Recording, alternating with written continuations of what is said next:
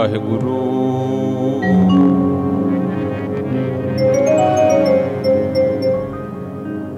ਗੁਰੂ ਗਰੀਬ ਨਵਾਜ ਗੁਰੂ ਗ੍ਰੰਥ ਸਾਹਿਬ ਜੀਓ ਮਹਾਰਾਜ।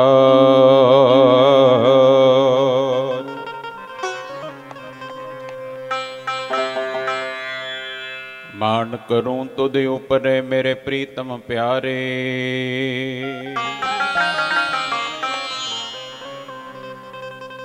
हम अपराधी सद भूलते तुम बख्शन हारे।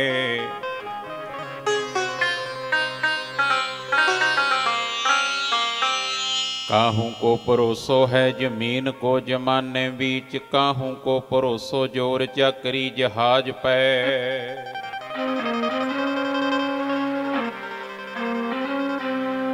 काहू को परोसो भारी शाह पातशाह मी।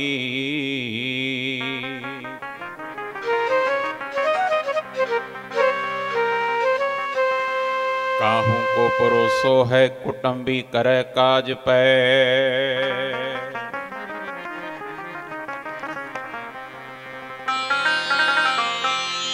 काहू को परोसो वेद वाणी अर पारसी पै।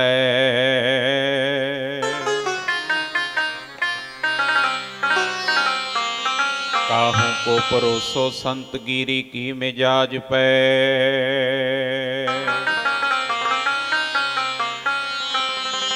काहू को परोसो चार चातुरी चलाकी चो।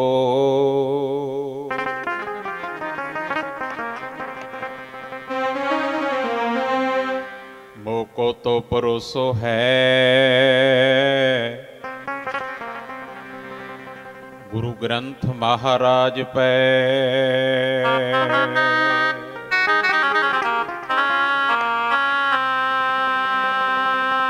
मोको तो परोसो है गुरु ग्रंथ महाराज पै। करी परवान मालका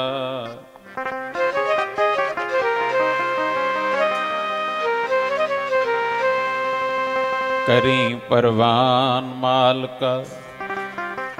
अर्ज निमाणे दी करी परवान मालका।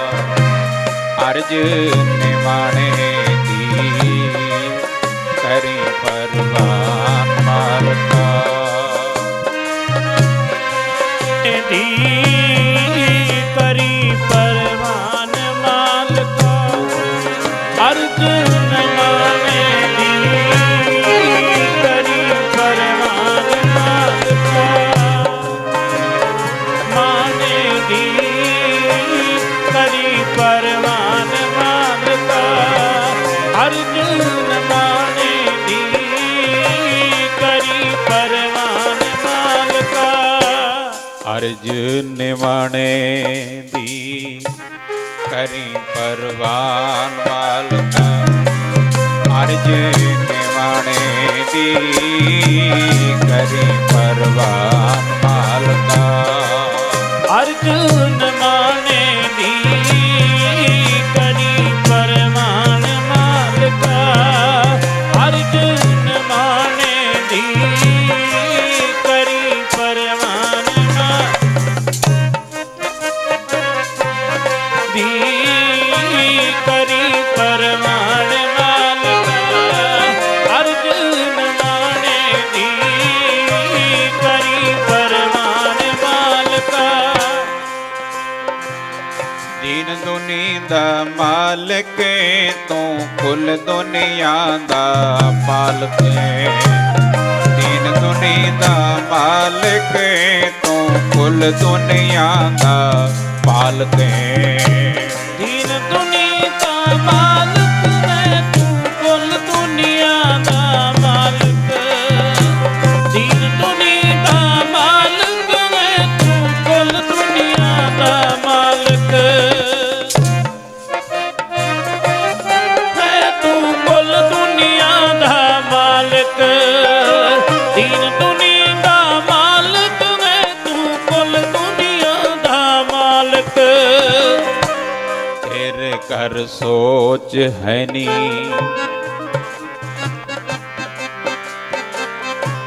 ਤੇਰੇ ਘਰ ਸੋਚ ਹੈ ਨੀ, ਕਮਲੇ ਸਿਆਣੇ ਦੀ ਕਰੀ ਪਰਵਾਨ ਮਾਲਕਾ, ਅਰਜ ਨਿਮਾਣੇ ਦੀ ਕਰੀ ਪਰਵਾਨ ਮਾਲਕਾ।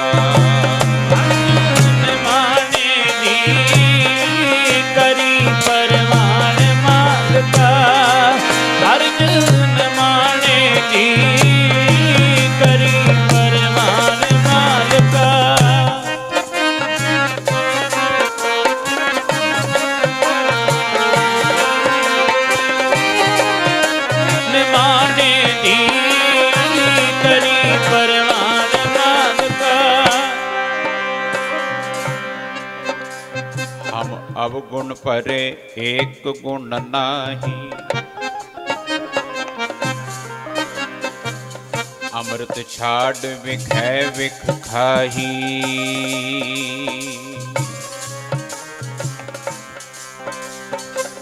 माया मोह परम पै भूले, सुतदारा स्यों प्रीत लगाई।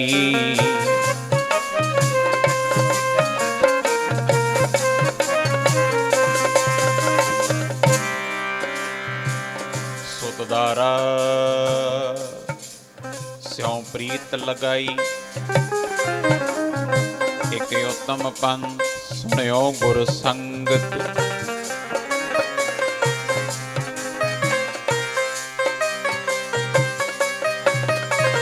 तह मिलंत जम त्रास मिटाई, एक अरदास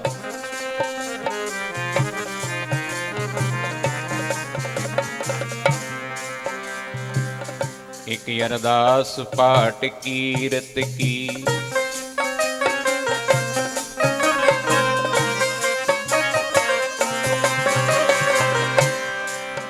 गुरु रामदास राखो शरणाई,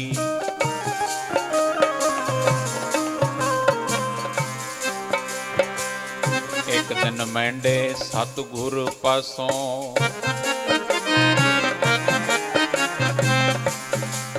मैं प्रेम सुराही पीती।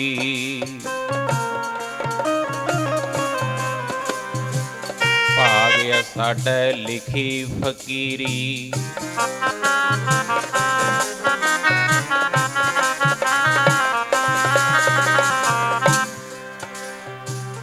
भाग्य साडे लिखी फकीरी, सो मस्तक तर लीती।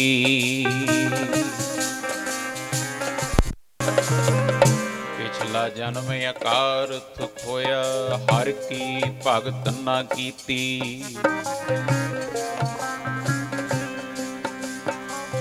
आगे समझ चलो नंद लाला,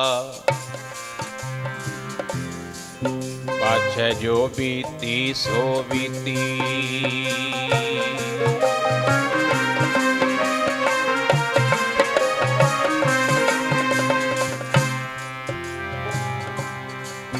ਜਨਮਾਂ ਜਨਮਾਂ ਦੇ ਵਿਛੋੜੇ ਪੈਂਦੇ ਆਏ ਨੇ, ਹੁਣ ਨਾ ਵਿਛੋੜੀ ਮਾਲਕਾ। ਜਨਮਾਂ ਦੇ ਵਿਛੋੜੇ ਪੈਂਦੇ ਆਏ, ਹੁਣ ਨਾ ਵਿਛੋੜੀ ਮਾਲਕਾ। ਪੈਂਦੇ ਆਏ ਵਿਛੋੜੀ ਮਾਲਕਾ, ਜਨਮਾਂ ਦੇ ਵਿਛੋੜੇ ਪੈਂਦੇ ਆਏ ਨੇ, ਹੁਣ ਨਾ ਵਿਛੋੜੀ ਮਾਲ। ਜਨਮਾਂ ਜਨਮਾਂ ਦੇ ਵਿਛੋੜੇ ਪੈਂਦੇ ਆਏ ਨੇ, ਹੁਣ ਨਾ ਵਿਛੋੜੀ ਮਾਲਕਾ। ਹੋ ਜਨਮਾਂ ਦੇ ਵਿਛੋੜੇ ਪੈਂਦੇ ਆਏ,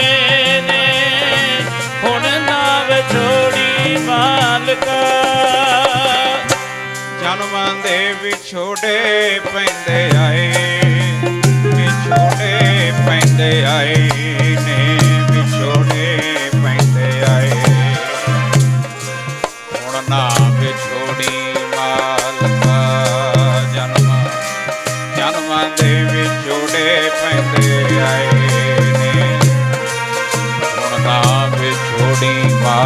ਮਾਲਕਾ। ਜਨਮਾਂ ਜਨਮਾਂ ਦੇ ਵਿਛੋੜੇ ਪੈਂਦੇ ਆਏ ਨੇ, ਹੁਣ ਨਾ ਵਿਛੋੜੀ ਮਾਲਕਾ। ਜਨਮਾਂ ਦੇ ਵਿਛੋੜੇ ਪੈਂਦੇ ਆਏ ਨੇ, ਹੁਣ ਨਾ ਵਿਛੋੜੀ ਵਿਛੋੜੇ ਪੈਂਦੇ ਆਏ ਨੇ, ਹੁਣ ਨਾ ਵਿਛੋੜੀ ਮਾਲਕਾ। ਜਨਮਾਂ ਦੇ ਵਿਛੋੜੇ ਪੈਂਦੇ ਆਏ ਨੇ, ਹੁਣ ਨਾ ਵਿਛੋੜੀ ਮਾਲਕਾ। ਬਹੁਤ ਜਨਮ ਵਿਛਰੇ ਥੇ ਮਾਧੋ, ਇਹੋ ਜਨਮ ਤੁਮਾਰੇ ਲੇਖੇ। ਕਹਿਰ ਬਦਾਸ ਵਾਸ ਲਗ ਜੀਵੋ, ਚਿਰ ਭਇਓ ਦਰਸ਼ਨ। ਦਰਸ਼ਨ ਦੇਖੇ।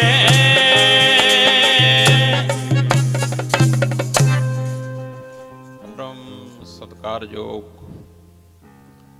ਸਾਹਿਬ ਸ੍ਰੀ ਗੁਰੂ ਗ੍ਰੰਥ ਸਾਹਿਬ ਮਹਾਰਾਜ, ਜੁੜ ਬੈਠੇ ਸਰਬ ਮਾਈ ਗੁਰੂ ਭਾਈ। ਆਓ ਸਭ ਤੋਂ ਪਹਿਲਾਂ ਜਿੱਥੇ ਤਨ ਦੀ ਹਾਜ਼ਰੀ ਭਰ ਰਹੇ ਹਾਂ, ਉੱਥੇ ਮਨ ਕਰਕੇ ਵੀ ਸਾਰੇ ਹਾਜ਼ਰ ਹੋਈਏ। ਕੋਈ ਵੀ ਰਸਨਾ ਵਾਂਝੀ ਨਾ ਰਹੇ। ਇੱਕ ਵਾਰ ਸਾਰੇ ਆਖੋ ਜੀ, ਵਾਹਿਗੁਰੂ ਜੀ ਕਾ ਖਾਲਸਾ, ਵਾਹਿਗੁਰੂ ਜੀ ਕੀ ਫਤਿਹ। ਬਹੁਤ ਵੱਡੀ ਕਿਰਪਾ ਸੱਚੇ ਪਾਤਸ਼ਾਹ ਦੀ ਹੋ ਰਹੀ ਹੈ। ਮਿਲ ਕੇ ਬੈਠਣ ਦਾ ਸੁਭਾਗ ਸਮਾਂ, ਸੁਭਾਗੀਆਂ ਘੜੀਆਂ ਆਪਾਂ ਨੂੰ ਪ੍ਰਾਪਤ ਹੋ ਰਹੀਆਂ ਨੇ। ਸੋ ਪਿਆਰਿਓ, ਇਕਾਗਰਤਾ ਬਣਾ ਕੇ ਬਹਿਣ ਦਾ ਯਤਨ ਕਰੀਏ। ਦੁਨੀਆ ਦਾ ਕੋਈ ਵੀ ਕੰਮ ਕਰਨਾ ਹੈ, ਸਭ ਤੋਂ ਪਹਿਲਾਂ ਇਕਾਗਰਤਾ ਚਾਹੀਦੀ ਹੈ। ਗੱਡੀ ਚਲਾਉਂਦੇ ਆ ਉਦੋਂ ਵੀ ਇਕਾਗਰਤਾ, ਪੜ੍ਹਾਈ ਲਿਖਾਈ ਕਰਦੇ ਆ ਉਦੋਂ ਵੀ ਇਕਾਗਰਤਾ। ਉਸੇ ਤਰ੍ਹਾਂ ਮਹਾਰਾਜ ਕਹਿੰਦੇ ਆ, ਪ੍ਰਭ ਕੀ ਉਸਤਤ ਕਰੋ ਸੰਤ ਮੀਤ, ਸਾਵਧਾਨ ਇਕਾਗਰ ਚੀਤ। ਇੱਥੇ ਆ ਕੇ ਵੀ ਤੇਰਾ ਤਨ ਤੇ ਮਨ ਸਾਵਧਾਨ ਚਾਹੀਦਾ ਹੈ। ਸੋ ਗੁਰਮੁਖੋ, ਨਗਰ ਨਿਵਾਸੀਆਂ ਨੇ ਉਦਮ ਉਪਰਾਲਾ ਕੀਤਾ ਹੈ। ਰਲ ਮਿਲ ਕੇ ਆ ਜਿਹੜਾ ਜੋੜ ਮੇਲਾ ਆਪਾਂ ਕਰਾ ਰਹੇ ਹਾਂ, ਇਸ ਸੰਗਤਾਂ ਦੇ ਜੋੜ ਨੂੰ ਭਾਈ ਗੁਰਦਾਸ ਜੀ ਨੇ ਮੇਲਾ ਸ਼ਬਦ ਵੀ ਵਰਤਿਆ। ਹਰ ਸੱਚੇ ਤਖਤ ਰਚਾਇਆ ਸਤ ਸੰਗਤ ਮੇਲਾ। ਮੇਲ ਦਾ ਅਰਥ ਹੈ ਮਲਾਪ, ਮਲਾਪ ਦਾ ਅਰਥ ਹੈ ਜੋੜ, ਜੋੜ ਦਾ ਅਰਥ ਹੈ ਦੋ ਤੋਂ ਇੱਕ ਹੋ ਜਾਣਾ ਹੈ। ਇਹ ਸੰਗਤਾਂ ਦਾ ਉਦਮ ਉਪਰਾਲਾ ਸ਼ਹੀਦਾਂ ਦੀ ਯਾਦ ਵਿੱਚ, ਕਿਉਂਕਿ ਆ ਜਿਹੜਾ ਮਹੀਨਾ ਚੱਲ ਰਿਹਾ ਹੈ, ਇਹ ਸਾਰਾ ਮਹੀਨਾ ਹੀ ਇਹ ਸ਼ਹੀਦੀਆਂ ਦਾ ਹੀ ਮਹੀਨਾ ਹੈ। ਸ਼ਹੀਦ ਸ਼ਬਦ ਵੇਦਾਂ ਸ਼ਾਸਤਰਾਂ ਵਿੱਚ, ਗੀਤਾ ਵਿੱਚ, ਰਮਾਇਣ ਵਿੱਚ, ਉਪਨਿਸ਼ਦਾਂ ਵਿੱਚ ਕਦੇ ਨਹੀਂ ਆਇਆ। ਪਟਾਕੇ ਜੇ ਬੰਦ ਕਰ ਦੋ ਵੀ ਇੱਕ ਜਣਾ, ਨਿਆਣੇ ਚਲਾਉਂਦੇ ਪਏ। ਵੇਦਾਂ ਸ਼ਾਸਤਰਾਂ ਵਿੱਚ ਕਿਤੇ ਸ਼ਹੀਦ ਸ਼ਬਦ ਨਹੀਂ। ਧੰਨ ਗੁਰੂ ਗ੍ਰੰਥ ਸਾਹਿਬ ਮਹਾਰਾਜ ਦੀ ਬਾਣੀ ਵਿੱਚ ਕੇਵਲ 2 ਵਾਰੀ ਸ਼ਹੀਦ ਸ਼ਬਦ ਆਇਆ ਹੈ। 2 ਵਾਰ ਸ਼ਹੀਦ। ਕੁਰਾਨ ਪਾਕ ਵਿੱਚ 32 ਵਾਰ ਗੁਰਮੁਖੋ ਸ਼ਹੀਦ ਸ਼ਬਦ ਲਿਖਿਆ ਗਿਆ ਹੈ। ਸ਼ਹੀਦ ਕਿਹਨੂੰ ਕਿਹਾ ਜਾਂਦਾ ਹੈ? ਜਿਹੜਾ ਜੰਗ ਵਿੱਚ ਲੜ ਕੇ ਸ਼ਹੀਦ ਹੋ ਗਿਆ, ਮਰ ਗਿਆ, ਉਹ ਸ਼ਹੀਦ ਹੈ। ਜੇ ਲੜਾਈ ਵਿੱਚ ਮਰ ਕੇ, ਲੜ ਕੇ ਮਰਨ ਵਾਲਾ ਸ਼ਹੀਦ ਹੁੰਦਾ ਹੈ, ਫਿਰ ਗੁਰਮੁਖੋ ਜੰਗ ਤ੍ਰੇਤੇ ਯੁੱਗ ਦਾ ਵੀ ਹੈ। ਰਾਮ ਜੀ ਤੇ ਰਾਵਣ ਦਾ ਵੀ ਜੰਗ ਹੈ, ਕੌਰਵਾਂ ਤੇ ਪਾਂਡਵਾਂ ਦਾ ਵੀ ਜੰਗ ਹੈ। ਐਡਾ ਵੱਡਾ ਜੰਗ ਦੁਨੀਆ ਦੇ ਇਤਿਹਾਸ ਵਿੱਚ ਕਿਤੇ ਨਹੀਂ ਹੋਇਆ ਜਿੱਡਾ ਕੌਰਵਾਂ ਤੇ ਪਾਂਡਵਾਂ ਦਾ ਜੰਗ ਹੈ। ਲੱਖਾਂ ਕਰੋੜਾਂ ਲੋਕ ਮਰ ਗਏ ਸੀ ਕੁਰੂਕਸ਼ੇਤਰ ਦੀ ਧਰਤੀ ਤੇ। ਇੰਨਾ ਕੁ ਖੂਨ ਡੁੱਲਿਆ, ਕੁਰੂਕਸ਼ੇਤਰ ਦੀ ਮਿੱਟੀ ਦਾ ਰੰਗ ਅੱਜ ਵੀ ਲਾਲ ਹੈ। ਪਰ ਇੰਨੇ ਮਰੇ ਲੋਕਾਂ ਨੂੰ ਗੁਰਮੁਖੋ ਸ਼ਹੀਦ ਨਹੀਂ ਕਿਹਾ ਜਾਂਦਾ। ਕਿਉਂ? ਕਿਉਂਕਿ ਕੌਰਵਾਂ ਪਾਂਡਵਾਂ ਦਾ ਜੰਗ ਸਕਿਆਂ ਭਰਾਵਾਂ ਦਾ ਜ਼ਮੀਨ ਦਾ ਰੌਲਾ ਹੀ ਹੈ, ਹੋਰ ਕੁਝ ਵੀ ਨਹੀਂ ਉਹਦੇ ਵਿੱਚ। ਗੀਤਾ ਵਿੱਚ, ਰਮਾਇਣ ਵਿੱਚ ਕਿਤੇ ਤੁਹਾਨੂੰ ਸ਼ਹੀਦ ਸ਼ਬਦ ਨਹੀਂ ਮਿਲਣਾ। ਕੁਰਾਨ ਏ ਪਾਕ ਵਿੱਚ 32 ਵਾਰੀ ਸ਼ਹੀਦ ਲਿਖਿਆ ਹੈ। ਇਸਲਾਮ ਦੇ ਵਿੱਚ 5 ਤਰ੍ਹਾਂ ਦੇ ਸ਼ਹੀਦ ਮੰਨੇ ਆ ਗੁਰਮੁਖੋ। ਪਹਿਲਾ ਸ਼ਹੀਦ ਹੁੰਦਾ ਹੈ ਸ਼ਹੀਦੇ ਕਰਬਲਾ। ਇਹ ਸਭ ਤੋਂ ਉੱਤਮ ਸ਼ਹੀਦ ਹੁੰਦੇ ਆ ਇਸਲਾਮ ਦੇ। ਜਿਵੇਂ ਹਜ਼ਰਤ ਮੁਹੰਮਦ ਸਾਹਿਬ ਦੇ ਦੋਤਰੇ, ਉਹਨਾਂ ਨੇ ਅੱਲਾ ਪਾਕ ਵਾਸਤੇ ਆਪਣਾ ਆਪ ਵਾਰਿਆ ਹੈ। ਉਹਨਾਂ ਨੂੰ ਸਭ ਤੋਂ ਉੱਤਮ ਸ਼ਹੀਦ ਮੰਨਿਆ ਜਾਂਦਾ ਹੈ। ਉਹ ਨੇ ਸ਼ਹੀਦੇ ਕਰਬਲਾ। ਤੇ ਦੂਸਰਾ ਸ਼ਹੀਦ ਹੁੰਦਾ ਹੈ ਸ਼ਹੀਦੇ ਆਜਮ। ਆਪ ਦੇ ਫਰਜ਼ ਵਾਸਤੇ ਮਰਨ ਵਾਲਾ ਵੀ ਇਸਲਾਮ ਨੇ ਸ਼ਹੀਦ ਮੰਨਿਆ ਹੈ। ਤੀਸਰਾ ਹੁੰਦਾ ਸ਼ਹੀਦੇ ਵਤਨ। ਆਪਣੇ ਦੇਸ਼ ਕੌਮ ਵਾਸਤੇ ਮਰਨ ਵਾਲਾ ਵੀ ਸ਼ਹੀਦ ਹੈ ਇਸਲਾਮ ਦੇ ਵਿੱਚ। ਤੇ ਚੌਥਾ ਸ਼ਹੀਦ ਸ਼ਹੀਦੇ ਪਰ ਉਪਕਾਰ। ਕਿਸੇ ਬਗਾਨੇ ਵਾਸਤੇ ਮਰਨ ਵਾਲਾ ਵੀ ਸ਼ਹੀਦ ਹੈ ਇਸਲਾਮ ਵਿੱਚ। ਤੇ ਪੰਜਵਾਂ ਹੁੰਦਾ ਸ਼ਹੀਦੇ ਮੁਹੱਬਤ। ਆਪਣੇ ਪਿਆਰ ਵਾਸਤੇ ਜਿਹੜਾ ਮਰ ਜਾਂਦਾ ਹੈ, ਇਸਲਾਮ ਨੇ ਉਹਨੂੰ ਵੀ ਸ਼ਹੀਦ ਆਖਿਆ ਹੈ। ਤੇ ਗੁਰੂ ਘਰ ਦੇ ਵਿੱਚ 3 ਤਰ੍ਹਾਂ ਦੇ ਸ਼ਹੀਦ ਮੰਨੇ ਗਏ ਆ ਗੁਰਮੁਖੋ। ਇੱਥੇ ਪਹਿਲਾ ਸ਼ਹੀਦ ਕੌਣ ਹੈ? ਸ਼ਹੀਦੇ ਸ਼ਾਂਤ ਰਸ। ਜਿਹੜਾ ਜ਼ਬਰ ਦਾ ਮੁਕਾਬਲਾ ਸਬਰ ਨਾ ਕਰਦਾ ਸ਼ਹੀਦ ਹੋ ਜਾਂਦਾ ਹੈ, ਉਹਨੂੰ ਸ਼ਹੀਦੇ ਸ਼ਾਂਤ ਰਸ ਕਿਹਾ ਜਾਂਦਾ ਹੈ ਗੁਰੂ ਘਰ ਵਿੱਚ। ਜਿਵੇਂ 5ਵੇਂ ਪਾਤਸ਼ਾਹ ਉਹਨੇ ਸ਼ਹੀਦੇ ਸ਼ਾਂਤ ਰਸ। 9ਵੇਂ ਪਾਤਸ਼ਾਹ ਸ਼ਹੀਦੇ ਸ਼ਾਂਤ ਰਸ। ਭਾਈ ਤਾਰੂ ਸਿੰਘ ਸ਼ਹੀਦੇ ਸ਼ਾਂਤ ਰਸ। ਦੂਸਰਾ ਸ਼ਹੀਦ ਹੈ ਸ਼ਹੀਦੇ ਵੀਰ ਰਸ। ਜਿਹੜਾ ਮੈਦਾਨੇ ਜੰਗ ਵਿੱਚ ਲੜਦਾ ਸ਼ਹੀਦ ਹੁੰਦਾ ਹੈ, ਉਹਨੂੰ ਸ਼ਹੀਦੇ ਵੀਰ ਰਸ ਆਖਿਆ ਜਾਂਦਾ ਹੈ। ਜਿਵੇਂ ਵੱਡੇ ਸਾਹਿਬਜ਼ਾਦੇ, ਉਹ ਸ਼ਹੀਦੇ ਵੀਰ ਰਸ ਨੇ ਗੁਰਮੁਖੋ। ਮੈਦਾਨੇ ਜੰਗ ਵਿੱਚ ਲੜ ਕੇ ਉਹਨਾਂ ਨੇ ਸ਼ਹੀਦੀ ਪਾਈ। ਧੰਨ ਬਾਬਾ ਦੀਪ ਸਿੰਘ, ਉਹ ਹੈ ਸ਼ਹੀਦੇ ਵੀਰ ਰਸ। ਧੰਨ ਬਾਬਾ ਜੀਵਨ ਸਿੰਘ, ਉਹ ਨੇ ਸ਼ਹੀਦੇ ਵੀਰ ਰਸ, ਜਿਨ੍ਹਾਂ ਨੇ ਮੈਦਾਨੇ ਜੰਗ ਵਿੱਚ ਲੜ ਕੇ ਸ਼ਹੀਦੀ ਪਾਈ ਹੈ। ਤੇ ਤੀਜਾ ਸ਼ਹੀਦ ਕੌਣ ਹੈ ਸਾਡੇ 'ਚ? ਉਹ ਹੈ ਗੁਰਮੁਖੋ ਜਿੰਦਾ ਸ਼ਹੀਦ। ਜਿਹੜਾ ਜਿਉਂਦਾ ਹੀ ਗੁਰੂ ਅੱਗੇ ਮਰਿਆ ਹੁੰਦਾ ਹੈ, ਉਹਨੂੰ ਜਿੰਦਾ ਸ਼ਹੀਦ ਆਖਿਆ ਜਾਂਦਾ ਹੈ। ਉਹ ਕੌਣ ਹੈ? ਜਿਹਦੇ ਕੰਨ ਹੈਗੇ ਨੇ ਪਰ ਉਹਨੇ ਕੰਨਾਂ ਤੋਂ ਨਿੰਦਿਆ, ਈਰਖਾ, ਦਵੈਸ਼ ਸਭ ਕੁਝ ਸੁਣਨਾ ਬੰਦ ਕਰਤਾ। ਅੱਖਾਂ ਹੈਗੀਆਂ ਨੇ ਪਰ ਉਹਨੇ ਅੱਖਾਂ ਤੋਂ ਪਰਾਏ ਤਨ ਤੇ ਪਰਾਏ ਧਨ ਨੂੰ ਵੇਖਣਾ ਬੰਦ ਕਰਤਾ। ਹੱਥ ਹੈਗੇ ਨੇ ਪਰ ਇਹਨਾਂ ਹੱਥਾਂ ਦੇ ਨਾਲ ਉਹਨੇ ਪਰਉਪਕਾਰ ਸ਼ੁਰੂ ਕਰਤਾ। ਉਹਨੂੰ ਕਿਹਾ ਜਾਂਦਾ ਜਿੰਦੇ ਸ਼ਹੀਦ ਗੁਰੂ ਘਰ ਵਿੱਚ। ਆਪਾਂ ਵਿਚਾਰ ਸ਼ੁਰੂ ਕਰੀਏ। 9ਵੇਂ ਪਾਤਸ਼ਾਹ ਦਾ ਸਮਾਂ। ਔਰੰਗਜ਼ੇਬ ਕਹਿੰਦੇ ਸਵਾ ਮਣ ਜਨੇਊ ਲਾ ਕੇ ਫਿਰ ਪ੍ਰਸ਼ਾਦਾ ਛਕਦਾ ਹੁੰਦਾ ਸੀ। ਸਵਾ ਮਣ ਜਨੇਊ। ਇੱਕ ਜਨੇਊ ਦਾ ਭਾਰ ਕਿੰਨਾ ਕੁ ਹੁੰਦਾ ਹੈ? 52 ਉਂਗਲ ਗੁਰਮੁਖੋ ਉੱਨ ਲਈ ਜਾਂਦੀ ਹੈ। 52 ਉਂਗਲ ਦਾ ਧਾਗਾ ਹੁੰਦਾ ਹੈ ਤੇ ਉਹਦੇ ਵਿੱਚ ਆਪੋ ਆਪਣੇ ਹਿਸਾਬ ਨਾਲ ਗੰਢਾਂ ਮਾਰੀਆਂ ਹੁੰਦੀਆਂ। ਸਾਡੇ ਕਸ਼ਤਰੀ ਵੀਰਾਂ ਦਾ ਜਨੇਊ ਹੋਰ ਹੁੰਦਾ ਹੈ, ਬਾਹਮਣ ਵੀਰਾਂ ਦਾ ਹੋਰ ਹੁੰਦਾ ਹੈ, ਪਰ ਧਾਗਾ ਸਾਰਾ 52 ਉਂਗਲ ਦਾ ਹੀ ਹੁੰਦਾ ਹੈ। ਤੇ ਹਿਸਾਬ ਲਾ ਲਓ ਇੱਕ ਜਨੇਊ ਦਾ ਭਾਰ ਕਿੰਨਾ ਕੁ ਹੋਊਗਾ ਕਿਤੇ। ਤੇ ਸਵਾ ਮਣ ਜਨੇਊ ਕਦ ਬਣਦਾ ਜਾ ਕੇ? ਇੰਨੇ ਜਨੇਊ ਲਾ ਕੇ ਔਰੰਗਜ਼ੇਬ ਫਿਰ ਪ੍ਰਸ਼ਾਦਾ ਛਕਦਾ ਸੀ। ਭਾਵ ਕਿ ਇੰਨੇ ਲੋਕਾਂ ਨੂੰ ਜ਼ਬਰਦਸਤੀ ਇਸਲਾਮ 'ਚ ਲਿਆ ਕੇ ਫਿਰ ਕਿਤੇ ਭੋਜਨ ਛਕਦਾ ਸੀ। ਕੁਰਲਾ ਉੱਠੇ ਹਿੰਦੂ ਲੋਕ ਬ੍ਰਾਹਮਣ ਵੀਰ। ਔਰੰਗਜ਼ੇਬ ਨੂੰ ਕਹਿੰਦੇ ਜ਼ੁਲਮ ਬੰਦ ਕਰ ਦੇ। ਉਹ ਕਹਿੰਦਾ ਆਪਣਾ ਧਰਮ ਛੱਡ ਦਿਓ। ਜਿਹੜੇ ਤੁਹਾਡੇ ਦੇਵੀ ਦੇਵਤੇ ਮੇਰੇ ਤੋਂ ਰੱਖਿਆ ਨਹੀਂ ਕਰ ਸਕਦੇ ਤੁਹਾਡੀ, ਉਹਨਾਂ ਨੂੰ ਮੰਨਣ ਦਾ ਕੀ ਫਾਇਦਾ ਹੈ? ਛੱਡ ਦੋ ਖਹਿੜਾ। ਹੁਣ ਕੋਈ ਦੇਵਤਾ ਨਹੀਂ ਤੁਹਾਡਾ ਮੇਰੇ ਸਾਹਮਣੇ ਖੜੂਗਾ।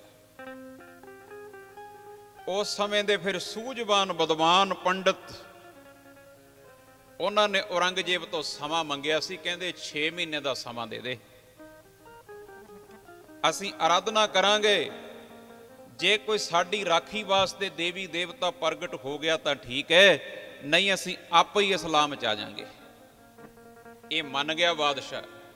6 ਮਹੀਨੇ ਦਾ ਸਮਾਂ ਮਿਲ ਜਾਂਦਾ ਹੈ। ਇਹ ਫਿਰ ਪੰਡਤ ਲੋਕ ਇਕੱਠੇ ਹੋ ਕੇ ਅਮਰਨਾਥ ਦਾ ਪਾਵਨ ਸਥਾਨ ਉੱਥੇ ਜਾ ਕੇ ਅਰਦਾਸਾਂ ਕਰਦੇ ਐ, ਸ਼ਿਵ ਜੀ ਮਹਾਰਾਜ ਸਾਡੇ ਤੇ ਕਿਰਪਾ ਕਰਦੇ ਹੋ ਭੋਲੇ ਨਾਰਾਇਣ। ਤੇ ਉੱਥੋਂ ਦੇ ਬੜੇ ਵਿਦਵਾਨ ਪੰਡਤ ਕਿਰਪਾ ਰਾਮ ਜੀ ਉਹ ਸਾਰਿਆਂ ਨੂੰ ਸਮਝਾਉਂਦੇ, ਉਹ ਕਹਿੰਦੇ ਕਿਹੜਾ ਭੁਲੇਖਾ ਪੈ ਗਿਆ ਤੁਹਾਨੂੰ, ਇਹ ਯੁੱਗ ਕਲਯੁੱਗ ਦਾ ਹੈ। ਇਸ ਯੁੱਗ ਦੇ ਮਾਲਕ ਧੰਨ ਗੁਰੂ ਨਾਨਕ ਸਾਹਿਬ ਨੇ। ਜੇ ਆਪਣੀ ਪੁਕਾਰ ਸੁਣੀ ਜਾਊਗੀ ਗੁਰੂ ਨਾਨਕ ਦੇ ਦਰ ਤੇ ਸੁਣੀ ਜਾਊਗੀ। ਉਹਨਾਂ ਦਾ 9ਵਾਂ ਸਰੂਪ ਧੰਨ ਗੁਰੂ ਤੇਗ ਬਹਾਦਰ ਮਹਾਰਾਜ ਆਨੰਦਪੁਰ ਸਾਹਿਬ ਦੀ ਧਰਤੀ ਤੇ ਵਿਰਾਜਦੇ ਐ। ਚਲੋ ਉਹਨਾਂ ਦੇ ਚਰਨਾਂ 'ਚ ਜਾ ਕੇ ਬੇਨਤੀ ਕਰੀਏ। ਉੱਥੋਂ ਫਿਰ ਇਕੱਠੇ ਹੋ ਕੇ ਪੰਡਤ ਕਿਰਪਾ ਰਾਮ ਜੀ ਅੱਗੇ ਲੱਗਦੇ ਐ। ਇਹ ਫਿਰ ਆਨੰਦਪੁਰ ਸਾਹਿਬ ਦੀ ਧਰਤੀ ਤੇ ਆਉਂਦੇ ਐ। ਅੱਗੇ ਫਿਰ ਦਰਬਾਰ ਸਜਿਆ ਮਹਾਰਾਜ ਦਾ। ਇਹਨਾਂ ਨੇ ਬੋਦੀਆਂ ਰੱਖੀਆਂ, ਤਿਲਕ ਲਾਏ ਆ, ਧੋਤੀਆਂ ਲਾਈਆਂ ਨੇ। ਆ ਕੇ 9ਵੇਂ ਪਾਤਸ਼ਾਹ ਦੇ ਚਰਨਾਂ ਵਿੱਚ ਬਹਿ ਗਏ, ਰੋਈ ਜਾਂਦੇ ਐ। ਨੇਤਰਾਂ ਚੋਂ ਜਲ ਰੁਕਦਾ ਹੀ ਨਹੀਂ। ਹਜੂਰ ਕਹਿੰਦੇ ਮਹਾਰਾਜ ਗੱਲ ਕੀ ਹੈ? ਕਹਿੰਦੇ ਜੀ ਸਾਡਾ ਧਰਮ ਖਤਰੇ 'ਚ ਹੈ, ਧੱਕੇ ਨਾਲ ਸਾਡਾ ਧਰਮ ਬਦਲਿਆ ਜਾ ਰਿਹਾ, ਕਿਰਪਾ ਕਰ ਦਿਓ ਤੁਸੀਂ ਮਹਾਰਾਜ। ਸਾਡੀ ਜ਼ਿੰਦਗੀ ਦੀ ਬੇੜੀ ਅੱਧ ਵਿਚਾਲੇ ਡਾਵਾਂ ਡੋਲੇ ਖਾਂਦੀ ਏ। ਸਾਨੂੰ ਉਧਰਲਾ ਵੀ ਕਿਨਾਰਾ ਨਜ਼ਰ ਨਹੀਂ ਆਉਂਦਾ ਤੇ ਉਧਰਲਾ ਕਿਨਾਰਾ ਵੀ ਨਜ਼ਰ ਨਹੀਂ ਆਉਂਦਾ। ਮਹਾਰਾਜ ਕੰਡਾ ਪਾਰ ਦਾ ਨਜ਼ਰ ਨਾ ਆਵੇ। ਸਾਡੀ ਜ਼ਿੰਦਗੀ ਦੀ ਬੇੜੀ ਨੂੰ ਕੋਈ ਆਰ ਪਾਰ ਦਾ ਕਿਨਾਰਾ ਨਜ਼ਰ ਨਹੀਂ ਆਉਂਦਾ। ਕੰਡਾ ਪਾਰ ਦਾ ਨਜ਼ਰ ਨਾ ਆਵੇ, ਮੰਝ ਤਾਰ ਬੇੜੀ ਡੋਲਦੀ, ਪਾਰ ਦਾ ਨਜ਼ਰ ਨਾ ਆਵੇ, ਮੰਝ ਤਾਰ ਬੇੜੀ ਡੋਲਦੀ, ਪਾਰ ਦਾ ਨਜ਼ਰ ਨਾ ਜੀ ਆਵੇ, ਮੰਝ ਤਾਰ ਬੇੜੀ ਡੋਲਦੀ, ਕੰਡਾ ਪਾਰ ਦਾ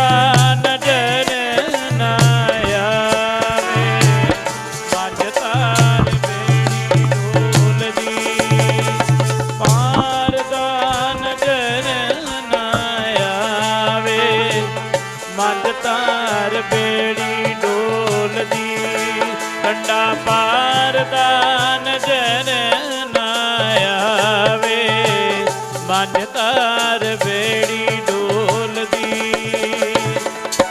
ਪਾਰ ਦਾ ਨਜ਼ਰ ਨਾ ਆਵੇ, ਨਜ਼ਰ ਨਾ ਆਵੇ, ਨਜ਼ਰ ਨਾ ਆਵੇ, ਮੰਝ ਤਾਰ ਬੇੜੀ ਡੋਲਦੀ, ਪਾਰ ਦਾ ਨਜ਼ਰ ਨਾ ਆਵੇ, ਮੰਝ ਤਾਰ ਬੇੜੀ ਡੋਲਦੀ, ਪਾਰ ਦਾ ਨਜ਼ਰ ਨਾ ਆਵੇ, ਮੰਝ ਤਾਰ ਬੇੜੀ ਡੋਲਦੀ, ਕੰਡਾ ਪਾਰ ਦਾ ਨਜ਼ਰ ਨਾ ਆਵੇ, ਮੰਝ ਤਾਰ ਬੇੜੀ ਡੋਲਦੀ, ਪਾਰ ਦਾ ਨਜ਼ਰ ਨਾ ਆਵੇ, ਮੰਝ ਤਾਰ ਬੇੜੀ ਡੋਲਦੀ, ਕੰਡਾ ਪਾਰ ਦਾ ਨਜ਼ਰ ਨਾ ਆਵੇ, ਮੰਝ ਤਾਰ ਬੇੜੀ ਡੋਲਦੀ, ਮੰਝ ਤਾਰ ਜੀ ਬੇੜੀ ਡੋਲਦੀ, ਮੰਝ ਤਾਰ ਜੀ ਬੇੜੀ ਡੋਲਦੀ, ਮੰਝ ਤਾਰ ਦੀ ਬੇੜੀ ਡੋਲਦੀ, ਮੰਝ ਤਾਰ ਦੀ ਬੇੜੀ ਡੋਲਦੀ, ਮੰਝ ਤਾਰ ਦੀ ਬੇੜੀ ਡੋਲਦੀ, ਮੰਝ ਤਾਰ ਦੀ ਬੇੜੀ ਡੋਲਦੀ, ਪਾਰ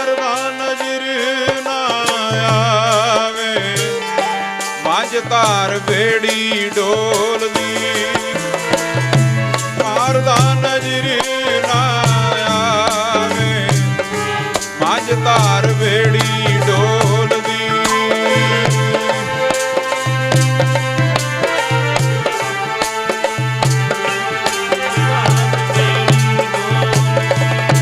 ਵੱਡਾ ਪਾਰ ਦਾ ਨਜ਼ਰ ਨਾ ਆਵੇ, ਮੱਝ ਧਾਰ ਬੇੜੀ ਡੋਲਦੀ। ਵੱਡਾ ਪਾਰ ਦਾ ਨਜ਼ਰ ਨਾ ਆਵੇ, ਮੱਝ ਧਾਰ ਬੇੜੀ ਡੋਲਦੀ। ਪਾਰ ਦਾ ਨਜ਼ਰ ਨਾ ਆਵੇ, ਮੱਝ ਧਾਰ ਬੇੜੀ ਡੋਲ। ਸਾਡੀ ਜ਼ਿੰਦਗੀ ਦੀ ਬੇੜੀ ਅੱਧ ਵਿਚਾਲੇ ਡੋਲਦੀ ਏ ਮਹਾਰਾਜ, ਕੋਈ ਕਿਨਾਰਾ ਨਜ਼ਰ ਨਹੀਂ ਆਉਂਦਾ। ਹਜੂਰ ਆਪਣੇ ਮਸਤਕ ਦੇ ਉੱਪਰ ਹੱਥ ਰੱਖ ਕੇ ਬੜੀ ਡੂੰਘੀ ਸੋਚ ਵਿੱਚ ਬੈਠ ਜਾਂਦੇ ਐ। ਬੜਾ ਸਮਾਂ ਮਹਾਰਾਜ ਇਦਾਂ ਹੀ ਬੈਠੇ ਰਹੇ, ਟਕ ਟਕੀ ਲਾ ਕੇ ਸਾਰੇ ਪੰਡਤ ਲੋਕ ਮਹਾਰਾਜ ਦੇ ਚਿਹਰੇ ਵੱਲ ਵੇਖਦੇ। ਬੜੇ ਸਮੇਂ ਬਾਅਦ ਹਜੂਰ ਨੇਤਰ ਪ੍ਰਕਾਸ਼ ਕਰਦੇ ਐ, ਕਹਿੰਦੇ ਗੱਲ ਸੁਣੋ ਭਾਈ, ਔਰੰਗਜ਼ੇਬ ਉਹਦਾ ਪਾਪਾਂ ਦਾ ਘੜਾ ਫੇਰ ਭਰੂਗਾ ਜੇ ਉਹ ਕਿਸੇ ਬ੍ਰਹਮ ਗਿਆਨੀ ਮਹਾਪੁਰਸ਼ ਨੂੰ ਮਾਰ ਦੂਗਾ। ਉਹਦਾ ਪਾਪਾਂ ਦਾ ਘੜਾ ਭਰਨਾ ਪੈਣਾ ਹੈ, ਉਹਦੇ ਪੁੰਨ ਜ਼ਿਆਦੇ ਐ, ਆਏ ਨਹੀਂ ਮਰੂਗਾ। ਪਾਪੀ ਬੰਦਾ ਮਰਦਾ ਹੀ ਉਦੋਂ ਹੈ ਜਦੋਂ ਉਹਦੇ ਪਾਪਾਂ ਦਾ ਘੜਾ ਭਰਦਾ ਹੈ। ਪਾਪੀ ਕੇ ਮਾਰਨੇ ਕੋ ਪਾਪ ਮਹਾਬਲੀ ਹੈ, ਪਾਪੀ ਬੰਦੇ ਨੂੰ ਪਾਪ ਹੀ ਮਾਰਦੇ ਐ। ਕੋਈ ਮਹਾਪੁਰਖ ਆਪਣਾ ਬਲੀਦਾਨ ਦੇ ਦੇਵੇ, ਫਿਰ ਤੁਹਾਡਾ ਧਰਮ ਬਚ ਸਕਦਾ ਹੈ। ਆਏ ਵਿਚਾਰਾਂ ਚੱਲਦੀਆਂ, ਬਾਹਰੋਂ ਖੇਡਦੇ ਖੇਡਦੇ ਬਾਲਕ ਗੋਬਿੰਦ ਰਾਏ ਜੀ ਆਪਣੇ ਗੁਰੂ ਪਿਤਾ ਦੀ ਗੋਦ ਵਿੱਚ ਆ ਕੇ ਬਹਿ ਗਏ, ਗਲ 'ਚ ਬਾਹਾਂ ਪਾ ਲੀਆਂ। ਬਾਪੂ ਜੀ, ਆਹ ਕੌਣ ਲੋਕ ਨੇ ਜਿਹੜੇ ਰੋਂਦੇ ਆ ਤੁਹਾਡੇ ਕੋਲ ਬੈਠੇ? ਇਹਨਾਂ ਨੇ ਧੋਤੀਆਂ ਲਾਈਆਂ, ਬੋਦੀਆਂ ਰੱਖੀਆਂ, ਤਿਲਕ ਲਾਏ, ਇਹ ਕੌਣ ਨੇ? ਹਜੂਰ ਕਹਿੰਦੇ ਬ੍ਰਾਹਮਣ ਲੋਕ, ਵੇਦਾਂ ਸ਼ਾਸਤਰਾਂ ਦਾ ਗਿਆਨ ਲੋਕਾਂ ਨੂੰ ਦੇਣ ਵਾਲੇ ਲੋਕ ਨੇ। ਇਹ ਰੋਂਦੇ ਕਿਉਂ ਨੇ? ਮਹਾਰਾਜ ਕਹਿੰਦੇ ਇਹਨਾਂ ਦਾ ਧਰਮ ਖਤਰੇ 'ਚ ਹੈ। ਕਿਵੇਂ ਬਚੂਗਾ? ਹਜੂਰ ਕਹਿੰਦੇ ਜੇ ਕੋਈ ਮਹਾਪੁਰਖ ਕੁਰਬਾਨੀ ਦੇਵੇ। ਬਾਲਕ ਗੋਬਿੰਦ ਰਾਏ ਜੀ ਕਹਿੰਦੇ ਮਹਾਰਾਜ ਫਿਰ ਤੁਹਾਡੇ ਵਰਗਾ ਤੇ ਮਹਾਪੁਰਖ ਹੀ ਕੋਈ ਨਹੀਂ। ਕੱਲੀ ਧਰਤੀ ਦੀ ਗੱਲ ਨਹੀਂ, ਖੰਡਾਂ ਬ੍ਰਹਿਮੰਡਾਂ ਵਿੱਚ ਤੁਹਾਡੇ ਵਰਗਾ ਨਹੀਂ ਕੋਈ ਮਹਾਪੁਰਖ। ਕੁਰਬਾਨੀ ਦੇ ਦਿਓ, ਇਹਨਾਂ ਦਾ ਧਰਮ ਬਚ ਜੂਗਾ। ਇਹ ਹੈ ਗੁਰਮੁਖੋ ਗੁਰੂ ਦਾ ਘਰ। ਇੱਥੇ ਪਰਾਇਆਂ ਦਾ ਸੋਚਿਆ ਜਾਂਦਾ ਹੈ, ਇਹ ਪਰਉਪਕਾਰੀ ਦਰ ਹੈ ਗੁਰੂ ਨਾਨਕ ਦਾ ਘਰ। ਤੁਸੀਂ ਦੇ ਦਿਓ ਕੁਰਬਾਨੀ। ਉਹ ਸਾਰੇ ਪੰਡਤ ਹੈਰਾਨ ਹੋ ਗਏ, ਟਕਟਕੀ ਲਾ ਕੇ ਦੇਖਣ ਲੱਗੇ। ਕਹਿੰਦੇ ਬੱਚੇ ਨੇ ਗੱਲ ਕਿਹੜੀ ਕਹਿਤੀ ਬਈ? ਤੁਹਾਡੇ ਵਰਗਾ ਤੇ ਹੈ ਹੀ ਨਹੀਂ ਕੋਈ। ਫਿਰ ਨੌਵੇਂ ਪਾਤਸ਼ਾਹ ਕਹਿੰਦੇ ਬਾਲਕ, ਜੇ ਅਸੀਂ ਚੜ੍ਹਾਈ ਕਰਗੇ ਤੂੰ ਅਨਾਥ ਹੋ ਜਾਏਗਾ। ਅਨਾਥ ਪੁਣੇ ਦਾ ਦੁੱਖ ਬੜਾ ਵੱਡਾ ਹੁੰਦਾ ਹੈ। ਤੇਰੀ ਮਾਂ ਵਿਧਵਾ ਹੋ ਜੂਗੀ, ਕੀ ਬਣੂਗਾ ਪਰਿਵਾਰ ਦਾ? ਗੋਬਿੰਦ ਰਾਏ ਜੀ ਬਚਪਨ ਵਿੱਚ ਕਹਿੰਦੇ ਮਹਾਰਾਜ, ਜੇ ਮੇਰੇ ਕੱਲੇ ਦੇ ਅਨਾਥ ਹੋਣ ਦੇ ਨਾਲ ਲੱਖਾਂ ਬ੍ਰਾਹਮਣਾਂ ਦੇ ਬੱਚੇ ਅਨਾਥ ਹੋਣੋਂ ਬਚ ਸਕਦੇ ਐ, ਮੈਨੂੰ ਅਨਾਥ ਹੋਣਾ ਮਨਜ਼ੂਰ ਹੈ। ਮੇਰੇ ਕੱਲੇ ਦੀ ਮਾਂ ਦੇ ਵਿਧਵਾ ਹੋਣ ਨਾਲ ਹਜ਼ਾਰਾਂ ਲੱਖਾਂ ਬ੍ਰਾਹਮਣ ਬੀਬੀਆਂ ਵਿਧਵਾ ਹੋਣੋਂ ਬਚ ਸਕਦੀਆਂ, ਮੇਰੀ ਮਾਂ ਨੂੰ ਵਿਧਵਾ ਹੋਣਾ ਮਨਜ਼ੂਰ ਹੈ। ਤੁਸੀਂ ਬਲੀਦਾਨ ਦੇ ਦਿਓ ਆਪਣਾ। ਉਹ ਬ੍ਰਾਹਮਣ ਲੋਕ ਸੁਣਦੇ ਐ, ਵੇਖਦੇ ਐ, ਪਿਓ ਤੇ ਪੁੱਤਰ ਦੀ ਗਿਆਨ ਗੋਸ਼ਟੀ ਹੁੰਦੀ। ਤੇ ਨੌਵੇਂ ਪਾਤਸ਼ਾਹ ਨੇ ਕੁਝ ਵੀ ਨਹੀਂ ਸੋਚਿਆ, ਜਦ ਹੀ ਬ੍ਰਾਹਮਣ ਜਿਹੜੇ ਕੋਲ ਬੈਠੇ ਸੀ ਉਹਨਾਂ ਨੂੰ ਕਹਿੰਦੇ, ਭਾਈ ਗੱਲ ਸੁਣੋ, ਔਰੰਗਜ਼ੇਬ ਨੂੰ ਸਾਡਾ ਸੁਨੇਹਾ ਦੇ ਦਿਓ, ਜੇ ਉਹ ਸਾਨੂੰ ਇਸਲਾਮ ਵਿੱਚ ਲੈ ਆਵੇ, ਸਾਰੇ ਬ੍ਰਾਹਮਣ ਇਸਲਾਮ ਵਿੱਚ ਆਉਣ ਨੂੰ ਤਿਆਰ ਨੇ, ਦੇ ਦਿਓ ਸੁਨੇਹਾ ਜਾ ਕੇ, ਜਦੋਂ ਸਾਨੂੰ ਬੁਲਾਊਗਾ ਅਸੀਂ ਹਾਜ਼ਰ ਹੋ ਜਾਾਂਗੇ। ਚਲੇ ਗਏ ਸਾਰੇ ਲੋਕ, ਜਾ ਕੇ ਔਰੰਗਜ਼ੇਬ ਨੂੰ ਸਾਰੀ ਗੱਲ ਦੱਸੀ। ਰਾਜਨ, ਜੇ 9ਵੇਂ ਪਾਤਸ਼ਾਹ ਨੂੰ ਇਸਲਾਮ ਚ ਲੈ ਆਏਗਾ ਨਾ, ਅਸੀਂ ਆਪੇ ਹੀ ਇਸਲਾਮ ਚ ਆ ਜਾਾਂਗੇ। ਇਹ ਬੜਾ ਖੁਸ਼ ਹੋ ਗਿਆ। ਇਹਨੇ ਫਿਰ ਅਹਿਦੀਏ ਭੇਜੇ ਸੀ ਤੇ ਸੱਚੇ ਪਾਤਸ਼ਾਹ ਨੇ ਫਿਰ ਤਿਆਰੀ ਕਰ ਲਈ ਔਰੰਗਜ਼ੇਬ ਵੱਲ ਜਾਣ ਦੀ। ਦਿੱਲੀ ਵੱਲ ਜਾਣ ਦੀ ਤਿਆਰੀ 5 ਸਿੱਖ ਮਹਾਰਾਜ ਦੇ ਨਾਲ ਸੀ। ਸਾਰੀ ਜ਼ਿੰਦਗੀ ਸੱਚੇ ਪਾਤਸ਼ਾਹ ਨੇ ਸਫੇਦ ਵਸਤਰ ਪਾਏ, ਚਿੱਟੇ, ਦਸਤਾਰ ਚਿੱਟੀ ਸਜਾਈ ਹੈ, ਪਰ ਜਦੋਂ ਆਨੰਦਪੁਰ ਸਾਹਿਬ ਤੋਂ ਮਹਾਰਾਜ ਤੁਰਨ ਲੱਗੇ ਨਾ ਦਿੱਲੀ ਵੱਲ ਨੂੰ, ਮਹਾਰਾਜ ਨੇ ਕੇਸਰੀ ਦਸਤਾਰ ਸਜਾਈ। ਸੰਗਤਾਂ ਹੈਰਾਨ ਹੋ ਗਈਆਂ, ਮਹਾਰਾਜ ਨੇ ਅੱਜ ਕੇਸਰੀ ਦਸਤਾਰ ਕਿਉਂ ਸਜਾ ਲਈ, ਚਿੱਟੇ ਵਸਤਰ ਪਾਉਂਦੇ ਆ। ਹਜੂਰ ਕਹਿੰਦੇ, ਲਾੜੀ ਮੌਤ ਨੂੰ ਵਿਆਹੁਣ ਚੱਲੇ ਆ, ਇਹ ਖੁਸ਼ੀ ਦਾ ਪ੍ਰਤੀਕ ਹੈ ਕੇਸਰੀ ਰੰਗ, ਖੁਸ਼ੀ ਦਾ। ਇਹ ਸ਼ਹੀਦੀਆਂ ਦੇ ਦਿਹਾੜੇ ਗੁਰਮੁਖੋ ਸੱਚੇ ਪਾਤਸ਼ਾਹ ਨੇ ਸਾਨੂੰ ਚੜ੍ਹਦੀ ਕਲਾ 'ਚ ਰਹਿਣ ਵਾਸਤੇ ਸਿਖਾਏ ਹੈ। ਚਲੋ ਵੱਖ ਚੀਜ਼ ਹੈ ਵੀ ਆਪਣਾ ਬਰਾਗ ਹੈ, ਆਪਣਾ ਪਿਆਰ ਹੈ ਸੱਚੇ ਪਾਤਸ਼ਾਹ ਦਾ, ਆਪਾਂ ਬਰਾਗ ਵਿੱਚ ਪਹੁੰਚ ਜਾਂਦੇ ਆ, ਪਰ ਇਹ ਦਿਨ ਹੈ ਜਿਹੜੇ, ਇਹ ਮਹਾਰਾਜ ਨੇ ਸਾਨੂੰ ਚੜ੍ਹਦੀ ਕਲਾ 'ਚ ਰਹਿਣਾ ਸਿਖਾਇਆ ਹੈ। ਵੱਡੇ ਵੱਡੇ ਦੁੱਖਾਂ ਨੂੰ ਝੱਲਣਾ ਕਿਵੇਂ ਹੈ, ਇਹ ਸਿਖਾਇਆ ਮਹਾਰਾਜ ਨੇ। ਤੁਰਨ ਦੀ ਤਿਆਰੀ, ਸੰਗਤਾਂ ਬਹਿਬਲ ਹੋ ਗਈਆਂ, ਮਹਾਰਾਜ ਫੇਰ ਕਦੋਂ ਆਉਂਗੇ?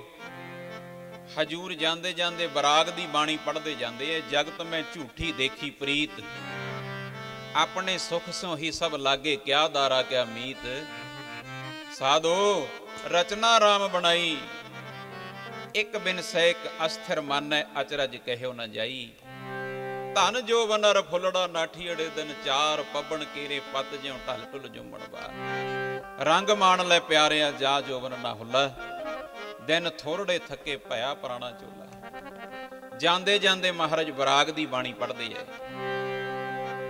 ਮਾਤਾ ਗੁਜਰੀ ਨੇ ਚਰਨਾਂ ਤੇ ਨਮਸਕਾਰ ਕੀਤੀ, ਮਹਾਰਾਜ ਕਦੋਂ ਆਉਂਗੇ? ਜਲਦੀ ਆਵਾਂਗੇ ਹਜੂਰ ਕਹਿੰਦੇ। ਬਾਲਕ ਗੋਬਿੰਦ ਰਾਏ ਹੱਥ ਬੰਨੀ ਖਲੋਤੇ ਐ। ਮਹਾਰਾਜ ਦੇ ਮਾਤਾ ਜੀ, ਮਾਤਾ ਨਾਨਕੀ, ਪੁੱਤ ਜਿਵੇਂ ਤੇਰਾ ਚਿਹਰਾ ਹੱਸਦਾ ਐਂ ਖਿੜਿਆ ਚਿਹਰਾ ਹੀ ਮੁੜ ਕੇ ਆਵੇ, ਮੈਂ ਇਦਾਂ ਹੀ ਦਰਸ਼ਨ ਕਰਾਂ। ਹਜੂਰ ਕਹਿੰਦੇ, ਮਾਂ ਮੈਂ ਇਦਾਂ ਹੀ ਆਉਂਗਾ, ਐਂ ਚਿਹਰਾ ਹੱਸਦਾ ਹੋਊਗਾ। ਤੁਰਦੇ ਸੱਚੇ ਪਾਤਸ਼ਾਹ, ਜਾਂਦੇ ਜਾਂਦੇ ਬਰਾਗ ਦੀ ਬਾਣੀ, ਸੰਗਤਾਂ ਬਹਿਬਲ ਹੋ ਗਈਆਂ, ਸਮਝਣ ਵਾਲੇ ਸਮਝਦੇ ਸੀ। ਹਜੂਰ ਜਾਂਦੇ ਜਾਂਦੇ, ਹੁਣ ਤਾਂ ਹੋਣਗੇ ਸੰਜੋਗਾਂ ਨਾਲ ਮੇਲੇ, ਨਦੀਆਂ ਦੇ ਨੀਰ ਵਿਛੜੇ, ਹੋਣਗੇ ਸੰਜੋਗਾਂ ਨਾਲ ਮੇਲੇ, ਨਦੀਆਂ ਦੇ ਨੀਰ ਵਿਛੜੇ, ਹੋਣਗੇ ਸੰਜੋਗਾਂ ਨਾਲ ਮੇਲੇ, ਨਦੀਆਂ ਦੇ ਨੀਰ ਵਿਛੜੇ, ਹੋਣਗੇ ਸੰਜੋਗਾਂ ਨਾਲ ਮੇਲੇ, ਨਦੀਆਂ ਦੇ ਨੀਰ ਵਿਛੜੇ, ਹੋਣਗੇ ਸੰਜੋਗਾਂ ਨਾਲ ਮੇਲੇ, ਨਦੀਆਂ ਦੇ ਨੀਰ ਵਿਛੜੇ, ਹੋਣਗੇ ਸੰਜੋਗਾਂ ਨਾਲ ਮੇਲੇ, ਨਦੀਆਂ ਦੇ ਨੀਰ ਵਿਛੜੇ, ਹੋਣਗੇ ਸੰਜੋਗਾਂ ਨਾਲ ਮੇਲੇ, ਸੰਜੋਗਾਂ ਨਾਲ ਮੇਲੇ, ਨਦੀਆਂ ਦੇ ਨੀਰ ਵਿਛੜੇ, ਹੋਣਗੇ ਸੰਜੋਗਾਂ ਨਾਲ ਮੇਲੇ, ਨਦੀਆਂ ਦੇ ਨੀਰ ਵਿਛੜੇ, ਹੋਣਗੇ ਸੰਜੋਗਾਂ ਨਾਲ ਮੇਲੇ, ਨਦੀਆਂ ਦੇ ਨੀਰ ਵਿਛੜੇ, ਹੁਣ ਤਾਂ ਹੋਣਗੇ ਸੰਜੋਗਾਂ ਨਾਲ ਮੇਲੇ, ਨਦੀਆਂ ਦੇ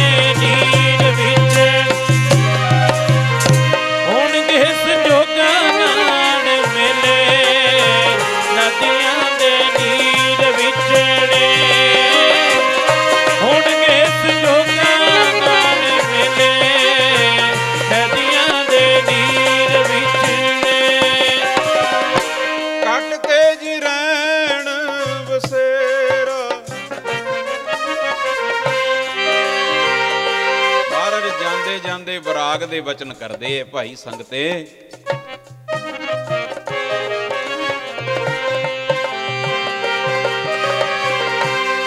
ਇੱਥੇ ਕੱਟ ਕੇ ਜਿਰੈਣ ਵਸੇਰਾ, ਪੂੰਜਾਂ ਨੇ ਉੱਡ ਜਾਵਣਾ।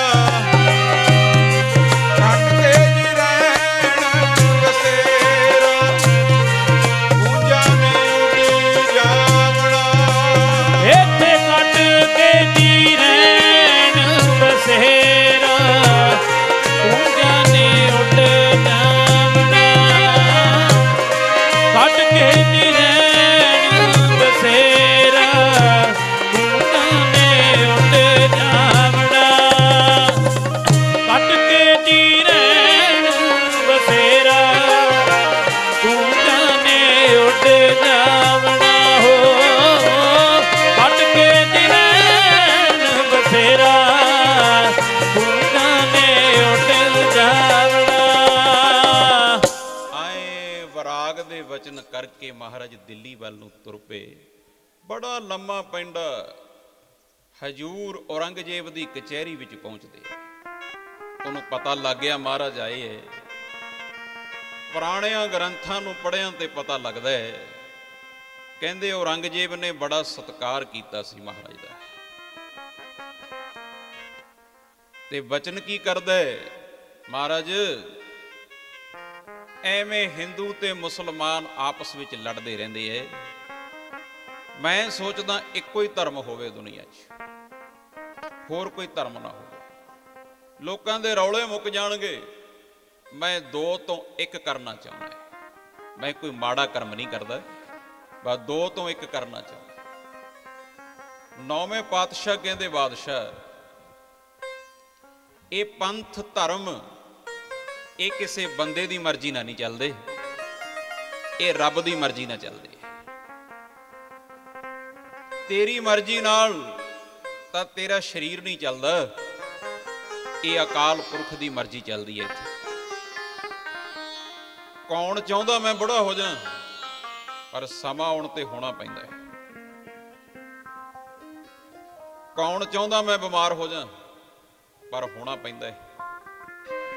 ਸਾਡੀ ਆਪ ਦੀ ਮਰਜ਼ੀ ਸਾਡੇ ਸਰੀਰ ਤੇ ਨਹੀਂ ਚੱਲਦੀ।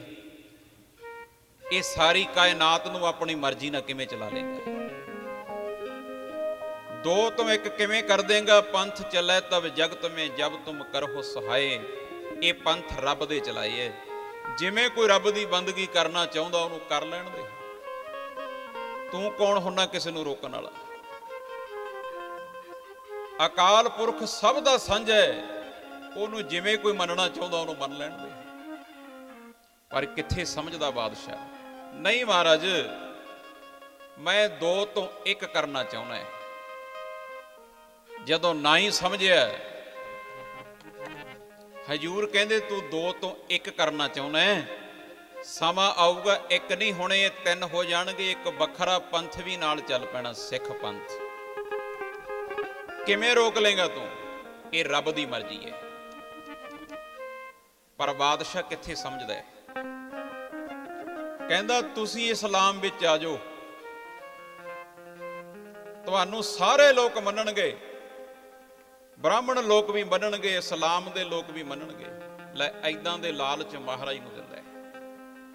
ਸਤਿਗੁਰ ਕਹਿੰਦੇ ਇਹ ਗੱਲਾਂ ਕਿਹੋ ਜਿਹੀਆਂ ਕਰਦਾ ਹੈ? ਕਹਿੰਦਾ ਜੇ ਮੇਰੀ ਨਾ ਗੱਲ ਮੰਨੋਗੇ ਮੈਂ ਤੁਹਾਨੂੰ ਕਤਲ ਕਰ ਦੂੰਗਾ। ਹਜੂਰ ਕਹਿੰਦੇ ਅਸੀਂ ਇਹੀ ਚਾਹੁੰਦੇ ਆ, ਤੂੰ ਸਾਨੂੰ ਮਾਰੇਗਾ ਤੇਰਾ ਪਾਪਾਂ ਦਾ ਕੜਾ ਭਰ ਜਾਊਗਾ। ਬੜੀ ਲੰਮੀ ਗਿਆਨ ਗੋਸ਼ਟੀ ਇਹਦੇ ਨਾਲ ਹੁੰਦੀ ਹੈ। ਇਹਨੇ ਮਹਾਰਾਜ ਨੂੰ ਕੈਦ ਵਿੱਚ ਵੀ ਰੱਖਿਆ, ਪਰ ਕਿੱਥੇ ਸਮਝਦਾ ਮਹਾਰਾਜ? ਇਹਨੂੰ ਸਮਝਾਉਂਦੇ ਆ, ਵਿਗੜਿਆ ਹੋਵੇ ਇੱਕ ਤਾਂ ਸਮਝਾਵੇ ਵਿਹੜਾ, ਜੇ ਵਿਗੜ ਜੇ ਵਿਹੜਾ ਫਿਰ ਸਮਝਾਵੇ ਕਿਹੜਾ? ਕੋਈ ਇੱਕ ਅੱਧਾ ਬੰਦਾ ਵਿਗੜਿਆ ਹੋਵੇ ਉਹਨੂੰ ਆਂਢੀ ਗੁਆਂਢੀ ਸਮਝਾ ਦਿੰਦੇ ਆ, ਜੇ ਸਾਰਾ ਪਿੰਡ ਹੀ ਵਿਗੜ ਜੇ ਫਿਰ ਕੌਣ ਸਮਝਾਊਗਾ? ਇਹਨੂੰ ਮਹਾਰਾਜ ਬੜਾ ਸਮਝਾਉਣ, ਪਰ ਕਿੱਥੇ ਮੰਨਦਾ ਹੈ? ਤੁਸੀਂ ਇਸਲਾਮ ਦੇ ਵਿੱਚ ਆ ਜਾਓ ਮਹਾਰਾਜ, ਆ ਬ੍ਰਾਹਮਣ ਲੋਕਾਂ ਵਾਸਤੇ, ਕਾਇਰ ਲੋਕਾਂ ਵਾਸਤੇ ਤੁਸੀਂ ਆਪਣਾ ਬਲੀਦਾਨ ਦੇਣ ਵਾਸਤੇ ਆ ਗਏ, ਇਹ ਤੁਹਾਨੂੰ ਕੀ ਦੇ ਦੇਣਗੇ? ਹਜੂਰ ਕਹਿੰਦੇ ਗੱਲ ਇਹਨਾਂ ਦੀ ਨਹੀਂ, ਗੱਲ ਧੱਕੇ ਦੀ ਏ, ਜ਼ਬਰ ਤੇ ਜ਼ੁਲਮ ਦੀ ਗੱਲ ਹੈ ਰਾਜਨ। ਜੇ ਤੇਰੀ ਜਗ੍ਹਾ ਬਾਦਸ਼ਾਹ ਹਿੰਦੂ ਹੁੰਦਾ, ਉਹ ਲੋਕਾਂ ਨੂੰ ਧੱਕੇ ਨਾਲ ਹੀ ਹਿੰਦੂ ਬਣਾਉਂਦਾ ਹੁੰਦਾ, ਅਸੀਂ ਫਿਰ ਵੀ ਆ ਜਾਣਾ ਸੀ। ਗੱਲ ਇੱਥੇ ਧੱਕੇ ਦੀ ਏ, ਜ਼ਬਰ ਤੇ ਜ਼ੁਲਮ ਦੀ ਏ। ਇਸ ਜਗਤ ਵਿੱਚ ਜ਼ੁਲਮ, ਜ਼ਬਰ, ਧੱਕਾ ਨਹੀਂ ਚੱਲਦਾ। ਤੂੰ ਇਹਨਾਂ ਲੋਕਾਂ ਤੇ ਧੱਕਾ ਕਰਦਾ ਰਾਜਨ। ਲੈ ਮਹਾਰਾਜ, ਮੈਂ ਤਾਂ ਕਹਿੰਦਾ ਇਦਾਂ ਹੀ ਕਰੂੰਗਾ। ਮੈਨੂੰ ਕਾਹਦਾ ਡਰ ਹੈ? ਸਤਿਗੁਰ ਕਹਿੰਦੇ ਤੂੰ ਫਿਰ ਜ਼ਬਰ ਕਰੀ, ਅਸੀਂ ਸਬਰ ਕਰਾਂਗੇ। ਅਸੀਂ ਇਹਨਾਂ ਕਾਇਰ ਲੋਕਾਂ ਦੀ, ਬ੍ਰਾਹਮਣ ਲੋਕਾਂ ਦੀ, ਹਿੰਦ ਦੀ ਅਸੀਂ ਬਾਹ ਫੜੀਏ ਰਾਜਨ। ਅਸੀਂ ਨਹੀਂ ਇਹਨਾਂ ਦੀ ਬਾਹ ਛੱਡਦੇ। ਅਸੀਂ ਹਿੰਦ ਦੀ ਔਰੰਗਿਆ ਬਾਹ ਫੜ ਲਈ, ਹਿੰਦ ਦੀ ਔਰੰਗਿਆ ਬਾਹ ਫੜ ਲਈ। ਅਸੀਂ ਹਿੰਦ ਦੀ ਔਰੰਗਿਆ ਬਾਹ ਫੜ ਲਈ, ਹਿੰਦ ਦੀ ਔਰੰਗਿਆ ਬਾਹ ਫੜ ਲਈ। ਅਸੀਂ ਹਿੰਦ ਦੀ ਔਰੰਗਿਆ ਬਾਹ ਫੜ ਲਈ, ਹਿੰਦ ਦੀ ਔਰੰਗਿਆ ਬਾਹ ਫੜ ਲਈ, ਹਿੰਦ ਦੀ ਔਰੰਗਿਆ ਬਾਹ ਫੜ ਲਈ। ਅਸੀਂ ਹਿੰਦ ਦੀ ਔਰੰਗਿਆ ਬਾਹ ਫੜ ਲਈ, ਹਿੰਦ ਦੀ ਔਰੰਗਿਆ ਬਾਹ ਫੜ, ਹਿੰਦ ਦੀ ਔਰੰਗਿਆ ਬਾਹ ਫੜ ਲਈ। ਅਸੀਂ ਹਿੰਦ ਦੀ ਔਰੰਗਿਆ ਬਾਹ ਫੜ ਲਈ। ਅਸੀਂ ਇਹਨਾਂ ਹਿੰਦੂਆਂ ਦੀ ਬਾਹ ਫੜੀਏ, ਜੋ ਮਰਜ਼ੀ ਕਰ ਲੈ।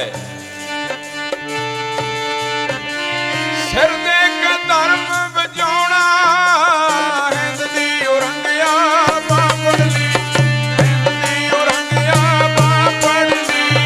ਸਿਰ ਦੇ ਕੇ ਧਰਮ ਬਚਾਉਣਾ, ਹਿੰਦ ਦੀ ਔਰੰਗਿਆ ਬਾਹ ਫੜ ਲਈ, ਹਿੰਦ ਦੀ ਔਰੰਗਿਆ ਬਾਹ। ਸਿਰ ਦੇ ਕੇ ਧਰਮ ਬਚਾਉਣਾ, ਹਿੰਦ ਦੀ ਔਰੰਗਿਆ ਬਾਹ ਫੜ ਲਈ, ਹਿੰਦ ਦੀ ਔਰੰਗਿਆ ਬਾਹ ਫੜ ਲਈ।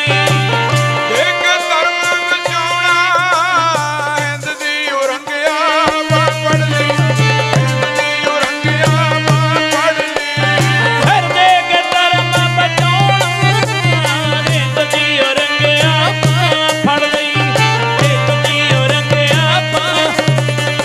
ਸਿਰ ਦੇ ਕੇ ਧਰਮ ਬਚਾਉਣਾ, ਹਿੰਦ ਦੀ ਔਰੰਗਿਆ ਬਾਹ ਫੜ ਲਈ, ਹਿੰਦ ਦੀ ਔਰੰਗਿਆ ਬਾਹ ਫੜ ਲਈ।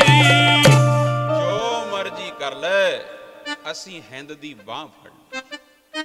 ਅਸੀਂ ਬਾਹ ਨਹੀਂ ਛੱਡਦੇ ਇਹਨਾਂ ਦੀ। ਬਸ ਇਹਨੇ ਫਿਰ ਰਾਜਨੀਤੀ ਦੇ ਸਾਰੇ ਢੰਗ ਅਜਮਾਏ ਸੀ। ਸਾਮ, ਦਾਮ, ਦੰਡ, ਭੇਦ, ਇਹ ਰਾਜਨੀਤੀ ਦੇ ਤਰੀਕੇ ਹੁੰਦੇ ਆ। 3 ਸਿੱਖ ਇਹਦੇ ਨਾਲ ਕੈਦ ਕੀਤੇ ਸੀ ਮਹਾਰਾਜ ਦੇ। ਇਹ ਕਹਿੰਦਾ ਪਹਿਲਾਂ ਇਹਨਾਂ ਨੂੰ ਕਤਲ ਕਰਾਂਗੇ, ਇਹਨਾਂ ਵੱਲ ਵੇਖ ਕੇ ਸ਼ਾਇਦ ਇਹ ਮੰਨ ਜਾਣ ਜਾਂ ਡੋਲ ਜਾਣ। ਆਪਾਂ ਸੰਖੇਪ 'ਚ ਵਿਚਾਰ ਕਰਨੀ ਹੈ। ਸਭ ਤੋਂ ਪਹਿਲਾਂ ਭਾਈ ਮਤੀ ਦਾਸ ਨੂੰ ਇਹਨੇ ਕਤਲ ਕਰਨ ਵਾਸਤੇ ਪਹਿਲਾਂ ਡਰਾਉਣਾ ਸ਼ੁਰੂ ਕੀਤਾ। ਲੈ ਮਤੀ ਦਾਸਾ, ਤੂੰ ਮੰਨ ਜਾ। ਭਾਈ ਮਤੀ ਦਾਸ ਜੀ ਕਹਿੰਦੇ ਜੋ ਮਰਜ਼ੀ ਕਰ, ਤੂੰ ਜ਼ਬਰ ਕਰ, ਅਸੀਂ ਸਬਰ ਕਰਾਂਗੇ। ਇਹਨੇ ਫਿਰ ਵੇਖ ਲੋ, ਆਲੇ ਦੁਆਲੇ ਲੱਕੜ ਫਿੱਟ ਕਰਕੇ ਭਾਈ ਮਤੀ ਦਾਸ ਦੇ ਸਿਰ ਦੇ ਉੱਤੇ ਆਰਾ ਧਰ ਲਿਆ। ਆਰੇ ਨਾਲ ਚੀਰ ਕੇ ਤੈਨੂੰ ਖਤਮ ਕਰ ਦਿੱਤਾ ਜਾਊਗਾ। ਇੱਛਾ ਦੱਸ ਤੇਰੀ ਕੀ ਹੈ?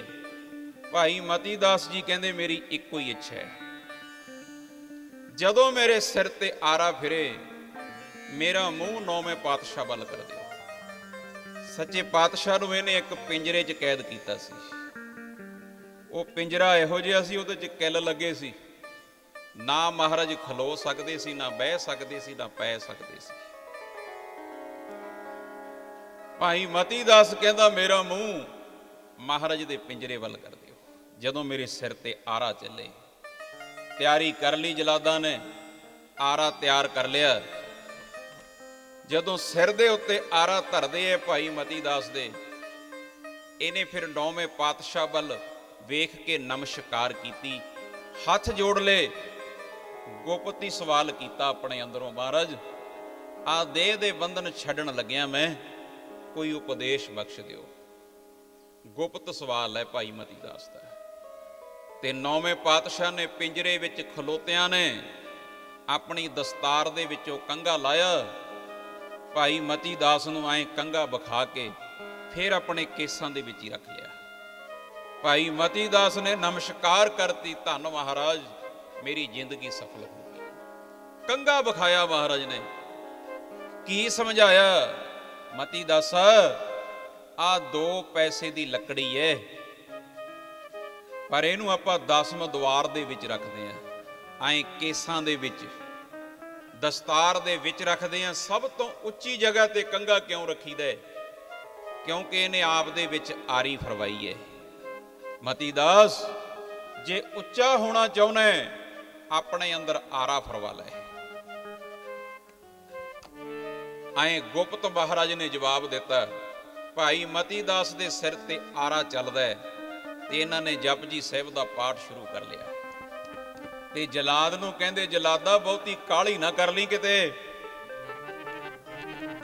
ਮੇਰਾ ਜਪਜੀ ਸਾਹਿਬ ਦਾ ਪਾਠ ਪੂਰਾ ਹੋ ਜਾਣਾ ਚਾਹੀਦਾ ਹੈ, ਪਾਠ ਸੰਪੂਰਨ ਹੋ ਜੇ, ਕਿਤੇ ਕਾਲੀ ਕਾਲੀ ਹਾਰਾ ਨਾ ਫੇਰਦਾ ਰਹੀ। ਇੱਕ ਹੋਰ ਗੱਲ ਮੰਨ ਮੇਰੀ, ਆਰੇ ਦਾ ਟੱਕ ਕਿਤੇ ਵਿੰਗਾ ਟੇਢਾ ਨਾ ਲਾ ਦੀ, ਬਿਲਕੁਲ ਸਿੱਧਾ ਟੱਕ ਜਾਣਾ ਚਾਹੀਦਾ ਹੈ। ਉਹ ਕਹਿੰਦਾ ਕਿਉਂ? ਭਾਈ ਮਤੀ ਦਾਸ ਜੀ ਕਹਿੰਦੇ, ਜੇ ਟੱਕ ਵਿੰਗਾ ਟੇਢਾ ਹੋ ਗਿਆ, ਲੋਕਾਂ ਨੇ ਕਹਿਣਾ ਮਤੀ ਦਾਸ ਆਰੇ ਥੱਲੇ ਹਿੱਲਦਾ ਰਿਹਾ ਹੈ। ਫੇਰਦੇ ਆਰਾ, ਪਰ ਮੇਰਾ ਮੂੰਹ ਮਹਾਰਾਜ ਵੱਲ ਕਰਦੇ, ਸਿਰ ਤੇ ਆਰਾ ਚੱਲਦਾ ਹੋਵੇ ਤੇ ਮੇਰੇ ਮੁਖ ਚੋਂ ਬਾਣੀ ਦੀ ਆਵਾਜ਼ ਆਉਂਦੀ ਹੋਵੇ ਤੇ ਨੌਵੇਂ ਪਾਤਸ਼ਾਹ ਮੇਰੇ ਵੱਲ ਵੇਖਦੇ ਹੋਣ, ਬਸ ਆਹੀ ਇੱਛਾ ਮੇਰੀ। ਮੇਰਾ ਮੁਖ ਗੁਰ ਪਿੰਜਰੇ ਵੱਲ ਹੋਵੇ, ਮੇਰਾ ਮੁਖ ਗੁਰ ਪਿੰਜਰੇ ਵੱਲ ਹੋਵੇ,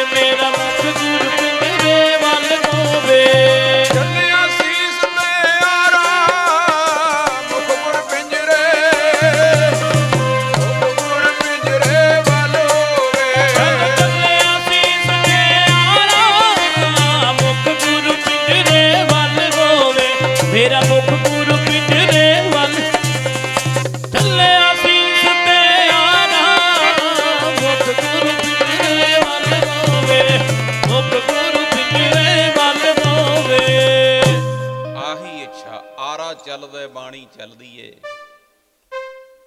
ਸਰੀਰ ਦੇ 2 ਟੋਟੇ ਹੋ ਗਏ, 2 ਟੋਟਿਆਂ ਦੇ ਵਿੱਚੋਂ ਸ਼ਲੋਕ ਪਵਨ ਗੁਰੂ ਪਾਣੀ ਪਿਤਾ ਮਾਤਾ ਧਰਤ ਮਹਤ ਦੀਆਂ ਐਂ ਆਵਾਜ਼ਾਂ ਆਉਂਦੀਆਂ ਜਿਵੇਂ ਗੁਰੂ ਕੇ ਸਿੱਖ ਅਖੰਡ ਪਾਠ ਸਾਹਿਬ ਦਾ ਭੋਗ ਪਾਉਂਦੇ ਹੁੰਦੇ ਐ।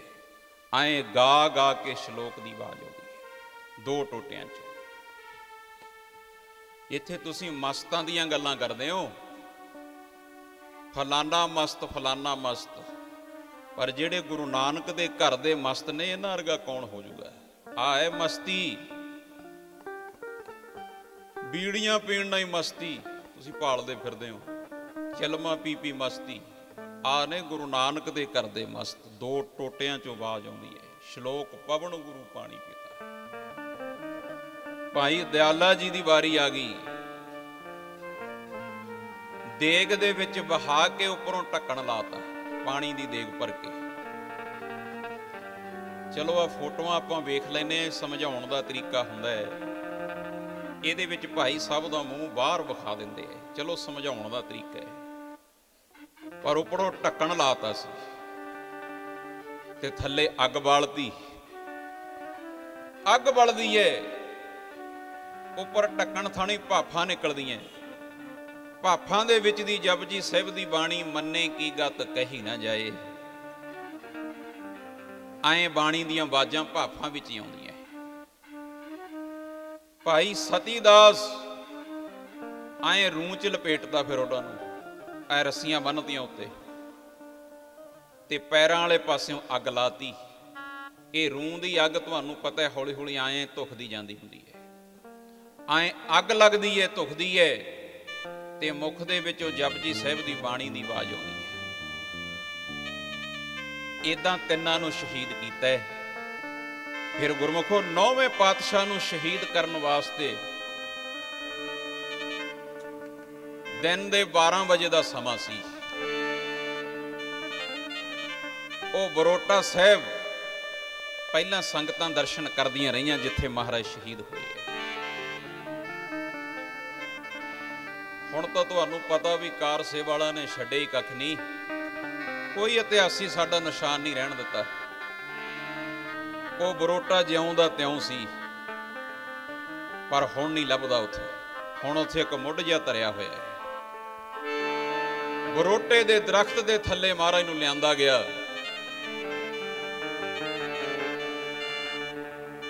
ਸੱਚੇ ਪਾਤਸ਼ਾਹ ਆਨੰਦ ਵਿੱਚ ਆ ਕੇ ਸੱਜ ਜਾਂਦੇ ਐ। ਜਲਾਦ ਜਲਾਲੂਦੀਨ ਇਹ ਕਿਰਪਾਨ ਚਲਾਉਂਦਾ ਭੱਜਿਆ ਹੀ ਫਿਰਦੇ, ਆਏ ਛਾਲਾਂ ਹੀ ਮਾਰਦਾ ਫਿਰਦਾ। ਇਹਦੇ ਮਨ 'ਚ ਸੀ ਮੇਰੀ ਤਲਵਾਰ ਘੁੰਮਦੀ ਵੇਖ ਕੇ ਮਹਾਰਾਜ ਡਰ ਜਾਣਗੇ। ਉਹ ਨੱਚਦਾ ਫਿਰਦਾ, ਟੱਪਦਾ ਹੀ ਫਿਰਦਾ ਤੇ 9ਵੇਂ ਪਾਤਸ਼ਾਹ ਉਹਨੂੰ ਵੇਖ ਕੇ ਉੱਚੀ ਉੱਚੀ ਹੱਸ ਪਏ, ਹੱਥ ਤੇ ਹੱਥ ਮਾਰ ਕੇ ਉੱਚੀ ਉੱਚੀ ਹੱਸੇ। ਇਹ ਵੀ ਗੁਰਮੁਖੋ ਨੋਟ ਕਰ ਲਿਓ, 9ਵੇਂ ਪਾਤਸ਼ਾਹ ਸਾਰੀ ਜ਼ਿੰਦਗੀ 'ਚ ਕਦੇ ਖਿੜਖੜਾ ਕੇ ਨਹੀਂ ਹੱਸੇ।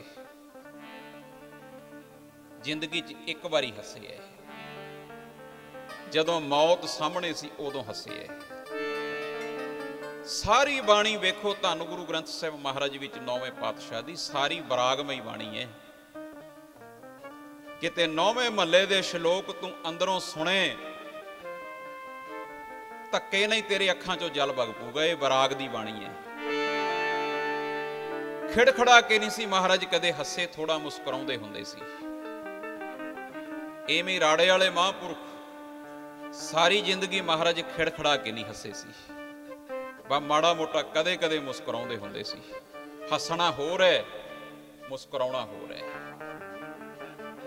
ਉਹਦੀ ਘੁੰਮਦੀ ਤਲਵਾਰ ਵੇਖ ਕੇ 9ਵੇਂ ਪਾਤਸ਼ਾਹ ਖਿੜਖੜਾ ਕੇ ਹੱਸ ਪਏ। ਉਹ ਕਹਿੰਦਾ ਹੱਸਦੇ ਕੀ ਹੋ, ਪਾਗਲ ਹੋ ਗਏ? ਕਿਰਪਾਨ ਵੱਲ ਵੇਖ ਕੇ ਹੱਸਦੇ ਹੋ? ਤਲਵਾਰ ਦਾ ਇੱਕੋ ਹੀ ਵਾਰ ਕਰੂੰਗਾ ਮੈਂ, ਤੁਹਾਡਾ ਸਿਰ ਧੜ ਤੋਂ ਜੁਦਾ ਹੋ ਜਾਣਾ ਹੈ। ਵਾਹ, ਆ ਮੇਰੀ ਤਲਵਾਰ ਇਹੋ ਜਿਹੀ ਹੈ, ਤੇਗ ਮੇਰੀ। ਮੈਂ ਸੁਣਿਆ ਤੁਹਾਡਾ ਨਾਂ ਵੀ ਤੇਗ ਬਹਾਦਰ ਹੈ। ਹਜੂਰ ਕਹਿੰਦੇ ਸਹੀ ਸੁਣਿਆ। ਗੁਰਮੁਖੋ 9ਵੇਂ ਪਾਤਸ਼ਾਹ ਦਾ ਬਚਪਨ ਦਾ ਨਾਂ ਤਿਆਗ ਮੱਲ ਹੈ, ਪਰ ਆਪਣੇ ਗੁਰੂ ਪਿਤਾ ਦੇ ਸਮੇਂ 6ਵੇਂ ਪਾਤਸ਼ਾਹ ਵੇਲੇ ਜੰਗਾਂ ਲੜੀਆਂ। ਇਹੋ ਜਿਹੇ ਜ਼ੋਰ ਵਿਖਾਏ ਸੀ ਤੇਗ ਦੇ, ਤਲਵਾਰ ਦੇ। 6ਵੇਂ ਪਾਤਸ਼ਾਹ ਕਹਿੰਦੇ ਤਿਆਗ ਮੱਲ ਨਹੀਂ, ਤੂੰ ਤੇ ਤੇਗ ਬਹਾਦਰ ਹੈ। ਤੇਗ ਬਹਾਦਰ ਦਾ ਅਰਥ ਹੁੰਦਾ ਤੇਗ ਦਾ ਤਨੀ, ਤਲਵਾਰ ਚਲਾਉਣ ਵਾਲਾ ਜਿਹਦੇ ਮੁਕਾਬਲੇ 'ਚ ਕੋਈ ਹੋਵੇ ਨਾ।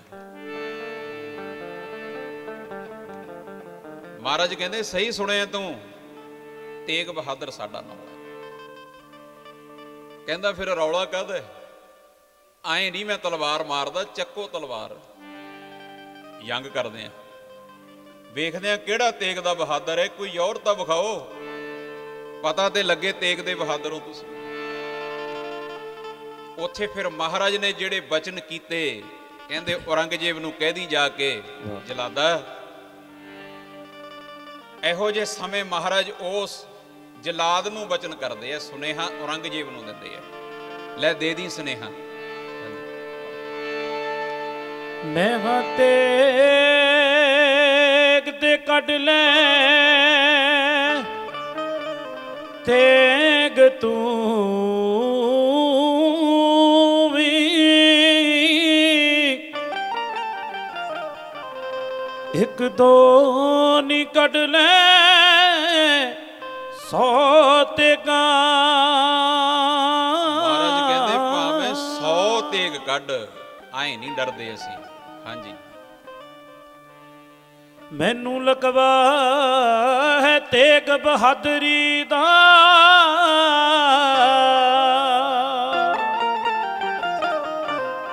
ਮੇਰੇ ਸਾਹਮਣੇ ਸਕਦੀਆਂ ਨਾ ਹੋ ਤੇਗਾਂ।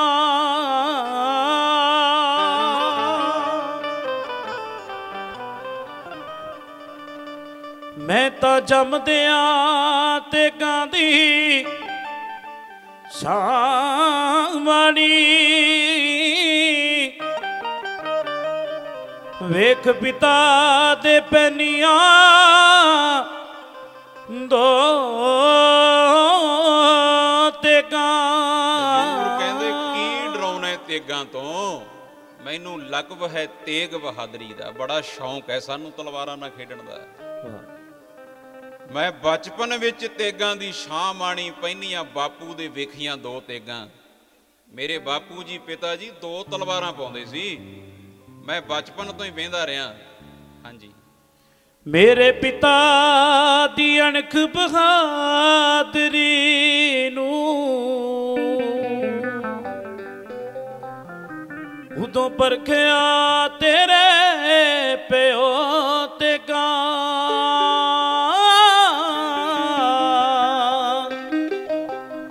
ਉਦੋਂ ਪਰਖਿਆ ਤੇਰੇ ਪਿਓ ਤੇਗਾਂ। ਤੇਰਾ ਪਿਓ ਭਾਵ ਕਿ ਤੇਰਾ ਮਾਲਕ ਔਰੰਗਜ਼ੇਬ, ਉਹ ਪਰਖਦਾ ਹੀ ਆਇਆ ਸਾਡੀਆਂ ਤਲਵਾਰਾਂ। ਚੰਗੀ ਤਰ੍ਹਾਂ ਉਹਨੂੰ ਜ਼ੋਰ ਵਿਖਾਏ ਤਲਵਾਰਾਂ ਦੇ, ਪਰ ਹੁਣ ਅਸੀਂ ਤਲਵਾਰ ਛੱਡਤੀ। ਹਾਂਜੀ, ਅੱਗੇ ਹੁਣ ਵੀ ਵੇਖ ਲਈ ਅੱਗੇ ਭਵਿੱਖ ਅੰਦਰ, ਵੇਖਦਾ ਰਹੀ ਆਊਗਾ ਸਮਾਂ, ਮਹਾਰਾਜ ਕਹਿੰਦੇ। ਹਾਂਜੀ, ਮੇਰੇ ਪੁੱਤ ਨੇ ਵਾਉਣੀਆਂ ਉਹ ਤੇਗਾਂ। ਮੇਰਾ ਪੁੱਤ ਆਊਗਾ, ਵੇਖੀ ਫਿਰ ਕਿਹੋ ਜੀਆਂ ਤਲਵਾਰਾਂ ਬਾਊਗਾ। ਹਾਂਜੀ, ਜਿਹੜੀ ਤੇਗ ਉਹਦੀ ਤੇਗ ਦੇ ਵਿੱਚੋਂ ਨਿਕਲਿਓ,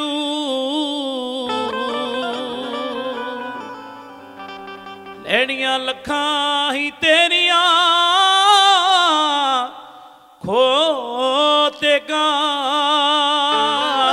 ਉਹਦੀ ਤੇਗ ਦੇ ਵਿੱਚੋਂ ਜੋ ਤੇਗ ਨਿਕਲੂ, ਲਊਗੀ ਲੱਖਾਂ ਤੇਰੀਆਂ ਖੋ ਤੇਗਾਂ। ਇਹ ਪਹਿਲਾਂ ਹੀ ਬਚਨ ਮਹਾਰਾਜ ਨੇ ਕੀਤੇ। ਪਰ ਉਹ ਕਹਿੰਦਾ ਜੀ ਤੁਸੀਂ ਤੇਗ ਬਹਾਦਰ ਹੋ, ਕੋਈ ਨਾ ਕੋਈ ਜ਼ੋਰ ਤਾਂ ਵਿਖਾ ਦਿਓ। ਮਹਾਰਾਜ ਕਹਿੰਦੇ ਵਿਖਾ ਦਿੰਨੇ ਆ। ਜਪਜੀ ਸਾਹਿਬ ਦਾ ਪਾਠ ਕਰਾਂਗੇ, ਪਾਠ ਸੰਪੂਰਨਤਾ ਹੀ ਹੋਊਗੀ। ਅਕਾਲ ਪੁਰਖ ਅੱਗੇ ਅਸੀਂ ਸਿਰ ਝੁਕਾਵਾਂਗੇ, ਤੈਨੂੰ ਇਸ਼ਾਰਾ ਕਰਾਂਗੇ, ਤੂੰ ਵਾਰ ਕਰੀ ਤੇ ਸਾਡੀ ਗਰਦਨ ਤੇ ਆਪਣੀ ਤਲਵਾਰ ਦੇ ਵਿਚਾਲੇ ਇੱਕ ਧਾਗਾ ਬੰਨ ਲੈ। ਇਹ ਮਹਾਂਪੁਰਸ਼ ਮੰਨਦੇ ਆ ਇਹ ਗੱਲ। ਉਦਾਂ ਬੁੱਧੀ ਦੇ ਤਲ 'ਚ ਜਿਉਣ ਵਾਲਿਆਂ ਦੇ ਨਹੀਂ ਇਹ ਗੱਲਾਂ ਸਮਝ ਆਉਂਦੀਆਂ, ਉਹ ਤਾਂ ਟਿੱਕਾ ਟਿੱਪਣੀਆਂ ਤੇ ਦੁਨੀਆ ਪਈ ਹੋਈ ਹੈ। 9ਵੇਂ ਪਾਤਸ਼ਾਹ ਕਹਿੰਦੇ ਇੱਕ ਧਾਗਾ ਬੰਨ ਲੈ ਸਾਡੀ ਗਰਦਨ ਤੇ ਆਪਣੀ ਤਲਵਾਰ ਦੇ ਵਿਚਾਲੇ। ਸਿਰ ਝੁਕੂਗਾ, ਇਸ਼ਾਰਾ ਹੋਊਗਾ, ਤੂੰ ਵਾਰ ਕਰਦੀ, ਸਾਡਾ ਸਿਰ ਧੜ ਤੋਂ ਜੁਦਾ ਹੋ ਜਾਣਾ ਹੈ। ਤੇ ਜੇ ਤੇਰੀ ਤਲਵਾਰ ਧਾਗਾ ਵੀ ਨਾ ਵੱਢ ਸਕੀ, ਤੇਰੀ ਤਲਵਾਰ ਨੂੰ ਖੂਨ ਲੱਗਿਆ ਹੀ ਨਾ, ਫਿਰ ਉਹ ਕਹਿੰਦਾ ਜੀ ਫਿਰ ਤਾਂ ਮੰਨਣਾ ਹੀ ਪਊਗਾ ਤੁਸੀਂ ਤੇਗ ਬਹਾਦਰ ਹੋ। ਐਡੀ ਵੱਡੀ ਕਲਾ, ਐਡਾ ਵੱਡਾ ਜ਼ੋਰ ਤੇਗ ਦਾ ਕੌਣ ਦਿਖਾ ਦੂਗਾ। ਵੇਖ ਲਓ ਫਿਰ ਜਪਜੀ ਸਾਹਿਬ ਦਾ ਪਾਠ ਮਹਾਰਾਜ ਸ਼ੁਰੂ ਕਰਦੇ ਐ। ਇਹ ਗੁਰਮੁਖੋ ਜਪਜੀ ਸਾਹਿਬ ਦੀ ਬਾਣੀ ਦੀ ਮਹਾਨਤਾ। ਜਪਜੀ ਸਾਹਿਬ ਨਾਲ ਜੁੜ ਜਾਓ, ਆਪਣਾ ਸਭ ਕੁਝ ਹੀ ਬਣ ਜਾਊਗਾ। ਜਿੰਨੇ ਵੀ ਗੁਰੂ ਮਹਾਪੁਰਖ ਸਾਡੇ ਹੋਏ, ਉਹਨਾਂ ਨੇ ਜਪਜੀ ਸਾਹਿਬ ਦਾ ਹੀ ਪਾਠ ਕੀਤਾ ਹੈ। ਅਖੀਰ ਦਾ ਸਮਾਂ ਬਾਬਾ ਬੁੱਢਾ ਜੀ, ਉਹਨਾਂ ਨੇ ਵੀ ਜਪਜੀ ਸਾਹਿਬ ਹੀ ਪੜ੍ਹਿਆ ਸੀ।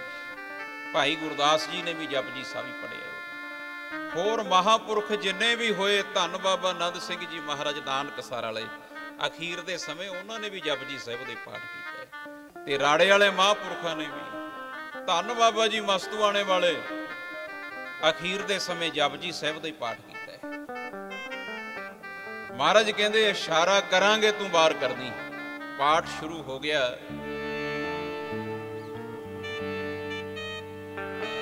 ਧਰਤੀ ਡੋਲੀ, ਅੰਬਰ ਕੰਬਿਆ, ਦੇਵੀ ਦੇਵਤੇ ਕੁਰਲਾ ਉੱਠੇ। ਹਜੂਰ ਨੇ ਜਪਜੀ ਸਾਹਿਬ ਦਾ ਪਾਠ ਕਰਕੇ ਅਕਾਲ ਪੁਰਖ ਅੱਗੇ ਸਿਰ ਝੁਕਾਇਆ ਤੇ ਜਲਾਦ ਨੇ ਕੀਤਾ ਬਾਹਰ। ਮਹਾਰਾਜ ਦਾ ਸੀਸ ਧੜ ਤੋਂ ਜੁਦਾ ਹੋ ਗਿਆ ਤੇ ਉਹਦੀ ਤਲਵਾਰ ਨੂੰ ਕਹਿੰਦੇ ਖੂਨ ਲੱਗਿਆ ਹੀ ਨਹੀਂ, ਧਾਗਾ ਵੱਢਿਆ ਹੀ ਨਹੀਂ ਗਿਆ ਉਹ ਤੋਂ। ਉਹ ਜਲਾਦ ਫਿਰ ਚਰਨੀ ਟਹਿ ਗਿਆ ਸੀ। ਹੁਣ ਗੁਰਮੁਖੋ, ਇੱਕ ਪਾਸੇ ਸੀਸ ਪਿਆ, ਇੱਕ ਪਾਸੇ ਧੜ ਪਈ ਹੈ। ਫਿਰ ਵੇਖੋ 9ਵੇਂ ਪਾਤਸ਼ਾਹ ਦਾ ਸੀਸ। ਧੰਨ ਬਾਬਾ ਜੀਵਨ ਸਿੰਘ ਜੀ, ਪਹਿਲਾ ਨਾਂ ਜਿਨ੍ਹਾਂ ਦਾ ਭਾਈ ਜੈਤਾ ਹੈ। ਆਪਾਂ ਕਹਿੰਦੇ ਆ ਵੀ ਉਹਨਾਂ ਨੇ ਸੀਸ ਉਠਾਇਆ। ਇੱਥੇ ਥੋੜੀ ਜੀ ਬੇਨਤੀ ਪੱਲੇ ਬੰਨ ਲਿਓ, ਸੀਸ ਉਠਾਉਣਾ ਕੋਈ ਸੌਖੀ ਗੱਲ ਨਹੀਂ ਸੀ।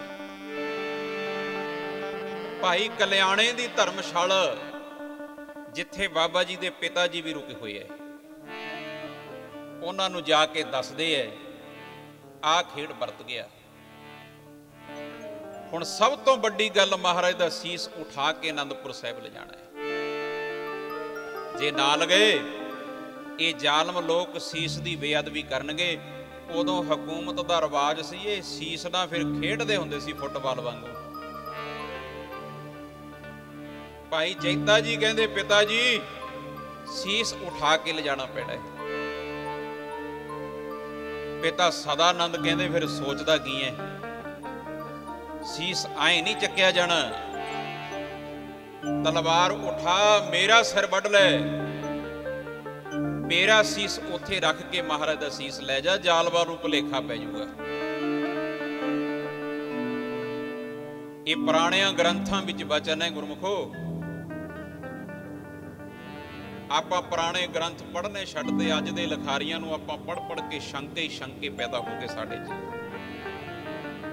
ਉੱਥੇ ਵੇਖ ਲਓ, ਬਾਬਾ ਜੈਤਾ ਜੀ ਨੇ ਆਪਣੇ ਪਿਤਾ ਦਾ ਸੀਸ ਵੱਢਿਆ ਗੁਰੂ ਦੇ ਪਿਆਰ ਵਿੱਚ।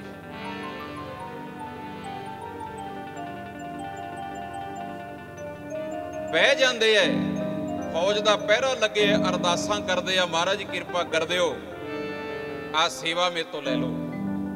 ਚਿੱਟੇ ਕੱਪੜੇ 'ਚ ਲਪੇਟਿਆ ਸੀਸ, ਇੱਕ ਪਾਸੇ 9ਵੇਂ ਪਾਤਸ਼ਾਹ ਦਾ ਸੀਸ ਪਿਆ ਤੇ ਬੋਕੜ ਵਿੱਚ ਬਾਬਾ ਜੈਤਾ ਜੀ ਆਪਣੇ ਬਾਪੂ ਜੀ ਦਾ ਸੀਸ ਲਈ ਬੈਠੇ ਐ। ਇਹ ਐਡੇ ਐਡੇ ਖਿਤਾਬ ਐਵੇਂ ਨਹੀਂ ਮਿਲ ਗਏ ਵੀ ਰੰਗ ਰੇਟੇ ਗੁਰੂ ਕੇ ਬੇਟੇ, ਕੋਈ ਐਵੇਂ ਥੋੜੀ ਖਿਤਾਬ ਮਿਲ ਜਾਂਦੇ ਆ। ਅਰਦਾਸਾਂ ਕਰਦੇ ਆ, ਮਹਾਰਾਜ ਸੇਵਾ ਲੈ ਲਓ। ਹਨੇਰੀ ਚੱਲ ਪਈ, ਉਸ ਹਨੇਰੀ ਦਾ ਫਾਇਦਾ ਲੈ ਕੇ ਬਾਬਾ ਜੈਤਾ ਜੀ ਨੇ ਆਪਣੇ ਪਿਤਾ ਜੀ ਦਾ ਸੀਸ ਰੱਖਤਾ ਤੇ ਮਹਾਰਾਜ ਦਾ ਸੀਸ ਉਠਾ ਲਿਆ। ਹੁਣ ਸੀਸ ਨੂੰ ਕਿਵੇਂ ਲੈ ਕੇ ਆਉਂਦੇ ਆ? ਇੱਕ ਬੋਈਆ ਤਿਆਰ ਕੀਤਾ ਸੀ ਬਾਬਾ ਜੀ ਨੇ। ਪੁਰਾਣੇ ਲੋਕ ਜਿੱਥੇ ਧੀ ਦਾ ਮੰਗਣਾ ਹੋਇਆ, ਭੈਣ ਦਾ ਮੰਗਣਾ ਹੋਇਆ, ਉਹਨੂੰ ਬੋਈਆ ਦਿੰਦੇ ਹੁੰਦੇ ਸੀ। ਬੋਈਆ ਤਿਆਰ ਕਰਕੇ ਆਲੇ ਦਾਲੇ ਕੱਪੜਾ ਵਧੀਆ ਲਾ ਕੇ ਵਿੱਚ ਫਲ ਫਰੂਟ ਭਰ ਕੇ ਉਹਨੂੰ ਪੈਕ ਕਰਕੇ ਦਿੰਦੇ ਹੁੰਦੇ ਸੀ, ਉਹਨੂੰ ਕਹਿੰਦੇ ਆ ਬੋਈਆ। ਧੰਨ ਭਾਈ ਜੈਤਾ ਜੀ ਨੇ 9ਵੇਂ ਪਾਤਸ਼ਾਹ ਦਾ ਸੀਸ ਆਏ ਫਿਰ ਬੋਈਆ ਤਿਆਰ ਕਰਕੇ ਸਜਾ ਲਿਆ ਤੇ ਦਿੱਲੀ ਤੋਂ ਆਨੰਦਪੁਰ ਸਾਹਿਬ ਵੱਲ ਨੂੰ ਤੁਰਦੇ ਆ। ਮੰਜ਼ਲਾਂ ਮਾਰਦੇ ਮਾਰਦੇ ਲੋਕੀ ਪੁੱਛਦੇ ਆ, ਜੇ ਕੋਈ ਪੁੱਛਦਾ ਕਿੱਧਰ ਚੱਲੇ ਹੋ, ਮੈਂ ਤਾਂ ਬੋਈਆ ਲੈ ਕੇ ਚੱਲਿਆ। ਰਾਤ ਨੂੰ ਸਫ਼ਰ ਕਰਨਾ ਤੇ ਦਿਨੇ ਲੁਕ ਛਿਪ ਕੇ ਸਮਾਂ ਲੰਘਾ ਦੇਣਾ।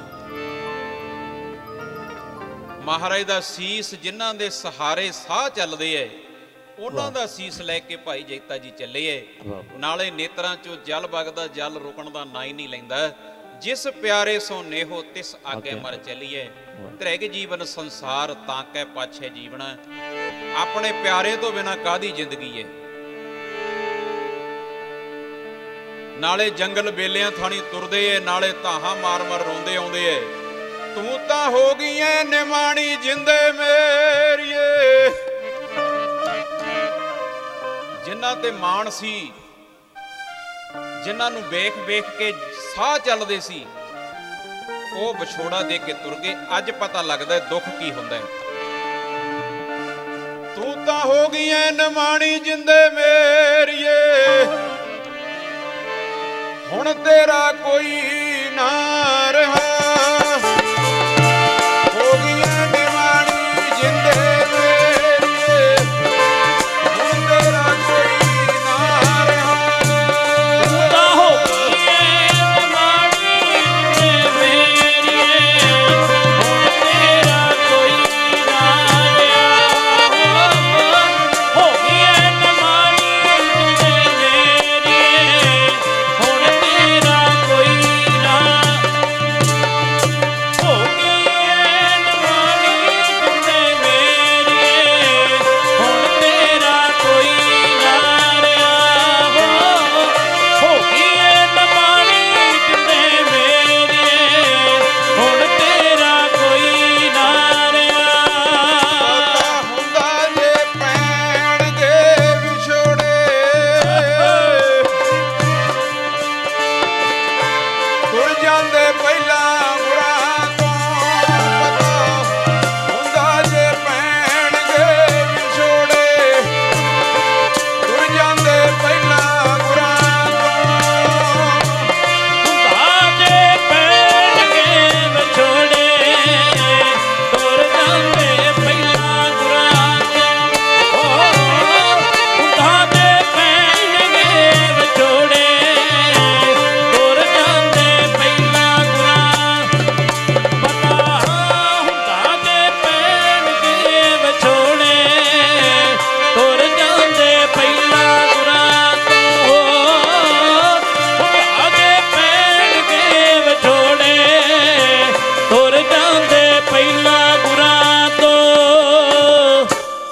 ਏਦਾਂ ਮੰਜ਼ਲਾਂ ਮਾਰਦੇ ਮਾਰਦੇ ਬਾਬਾ ਜੈਤਾ ਜੀ ਅੰਬਾਲੇ ਦੇ ਕੋਲ ਆ ਕੇ ਰਾਹ ਭੁੱਲ ਗਏ। ਜਾਣਾ ਕਿਤੇ ਹੋਰ ਸੀ, ਭੁੱਲ ਕੇ ਬਾਬਾ ਜੈਤਾ ਜੀ ਤਰਾਵੜੀ ਪਿੰਡ ਵਿੱਚ ਚਲੇ ਗਏ। ਉੱਥੇ ਧੋਬੀ ਰਾਮ ਦਿੱਤਾ ਕੱਪੜੇ ਧੋਂਦਾ ਹੈ। ਉਹ ਧੋਬੀਆਂ ਦਾ ਪਰਿਵਾਰ ਬੜਾ ਪਿਆਰ ਸੀ ਉਹਨਾਂ ਦਾ ਗੁਰੂ ਘਰ ਦੇ ਨਾਲ। ਘਰ ਵਿੱਚ ਆਸਣ ਲਾ ਕੇ ਰੱਖਦੇ ਸੀ, ਕਦੇ ਨੌਵੇਂ ਪਾਤਸ਼ਾਹ ਸਾਡੇ ਘਰ ਚਰਨ ਪਾਉਣਗੇ, ਉਡੀਕਾਂ ਕਰਦੇ ਹੁੰਦੇ ਸੀ। ਤੇ ਭਾਈ ਜੈਤੇ ਨੂੰ ਧੋਬੀ ਰਾਮ ਦਿੱਤਾ ਕਹਿੰਦਾ ਹੁੰਦਾ ਸੀ, ਜੈਤਿਆ ਤੂੰ ਮਹਾਰਾਜ ਦੇ ਬੜਾ ਨੇੜੇ ਹੈ, ਕਦੇ ਮੇਰੇ ਵੱਲੋਂ ਬੇਨਤੀ ਕਰ, ਮਹਾਰਾਜ ਸਾਡੇ ਘਰ ਆ ਜਾਣ, ਕਦੇ ਮਹਾਰਾਜ ਨੂੰ ਸਾਡੇ ਘਰ ਲਿਆ ਕੇ ਚਰਨ ਪਵਾ ਦੇ, ਅਸੀਂ ਉਡੀਕਦੇ ਹਾਂ। ਤੇ ਵੇਖ ਲਓ ਬਾਬਾ ਜੈਤਾ ਜੀ ਰਾਹ ਭੁੱਲ ਕੇ ਚਲੇ ਗਏ ਧੋਬੀ ਰਾਮ ਦਿੱਤੇ ਦੇ ਪਿੰਡ। ਉਹ ਕੱਪੜੇ ਧੋਂਦਾ ਹੈ, ਉਹਨੇ ਵੇਖ ਲਿਆ ਭਾਈ ਜੈਤੇ ਨੂੰ, ਦੂਰੋਂ ਪਛਾਣ ਲਿਆ। ਉਹ ਜੈਤਿਆ ਤੂੰ ਕਿੱਧਰ, ਤੂੰ ਕੱਲਾ ਹੀ ਆ ਗਿਆ, ਮੈਂ ਤੇ ਉਡੀਕਦਾ ਤੂੰ ਮਹਾਰਾਜ ਨੂੰ ਲੈ ਕੇ ਆਏਗਾ। ਭਾਈ ਜੈਤੇ ਨੇ ਬਾਂਹ ਤੋਂ ਫੜ ਲਿਆ ਧੋਬੀ ਰਾਮ ਦਿੱਤਾ, ਭਰਾਵਾ ਆ ਜਾ, ਕੋਈ ਸੁਣ ਨਾ ਲਵੇ, ਕੋਈ ਵੇਖ ਨਾ ਲਵੇ, ਮੈਨੂੰ ਹੁਣ ਪਤਾ ਲੱਗਿਆ ਮੈਂ ਕਿਉਂ ਰਾਹ ਭੁੱਲਿਆ। ਨੌਵੇਂ ਪਾਤਸ਼ਾਹ ਤੇਰੇ ਘਰ ਚਰਨ ਪਾਉਣ ਆਈ ਹੈ। ਉਹ ਕਹਿੰਦਾ ਗੱਲਾਂ ਕੀ ਕਰਦਾ, ਕਿੱਥੇ ਹੈ ਮਹਾਰਾਜ? ਝਾੜੀਆਂ ਦੇ ਓਲੇ ਲਿਜਾ ਕੇ ਭਾਈ ਜੈਤੇ ਨੇ ਧੋਬੀ ਰਾਮ ਦਿੱਤੇ ਨੂੰ ਮਹਾਰਾਜ ਦੇ ਸੀਸ ਦੇ ਦਰਸ਼ਨ ਕਰਾਤੇ। ਲੈ ਵੀਰਾ, ਮਹਾਰਾਜ ਆਏ ਨੇ ਤੈਨੂੰ ਦਰਸ਼ਨ ਦੇਣ ਵਾਸਤੇ, ਹੋਰ ਰੂਪ ਲੈ ਕੇ ਆਈਏ। ਆ ਗੁਰੂ ਦਾ ਵੱਖਰਾ ਹੀ ਰੂਪ ਹੈ, ਲੈ ਕਰ ਲੈ ਦਰਸ਼ਨ। ਸਤਿਗੁਰ ਦੇਣ ਦਿਦਾਰੇ ਤੈਨੂੰ ਆਏ ਨੇ, ਗੁਰਾਂ ਨੇ ਰੂਪ ਹੋਰ ਤਾਰਿਆ।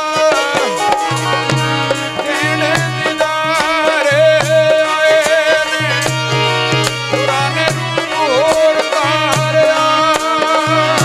ਦੇਣ ਦਿਦਾਰੇ ਆਏ ਨੇ, ਗੁਰਾਂ ਨੇ ਰੂਪ ਹੋਰ ਤਾਰਿਆ।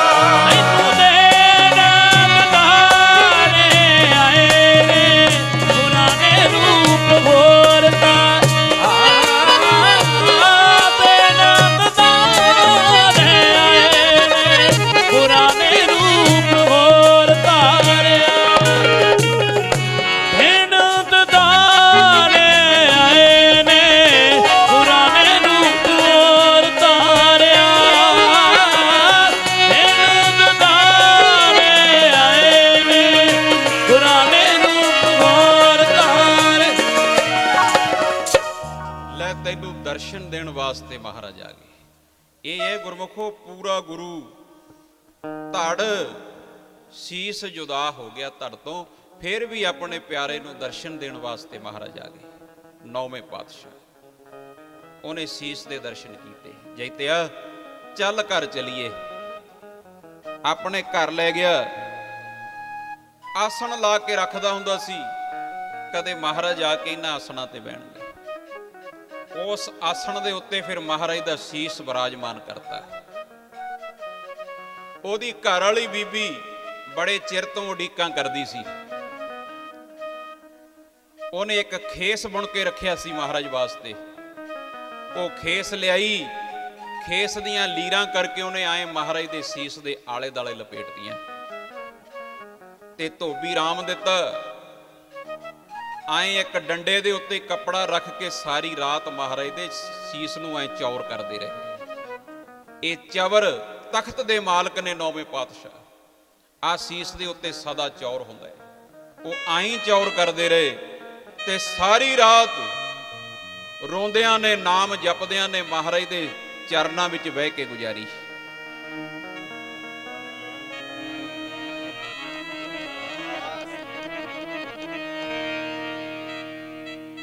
ਰਾਤ ਲੰਘ ਗਈ, ਅੰਮ੍ਰਿਤ ਵੇਲਾ ਹੋ ਗਿਆ।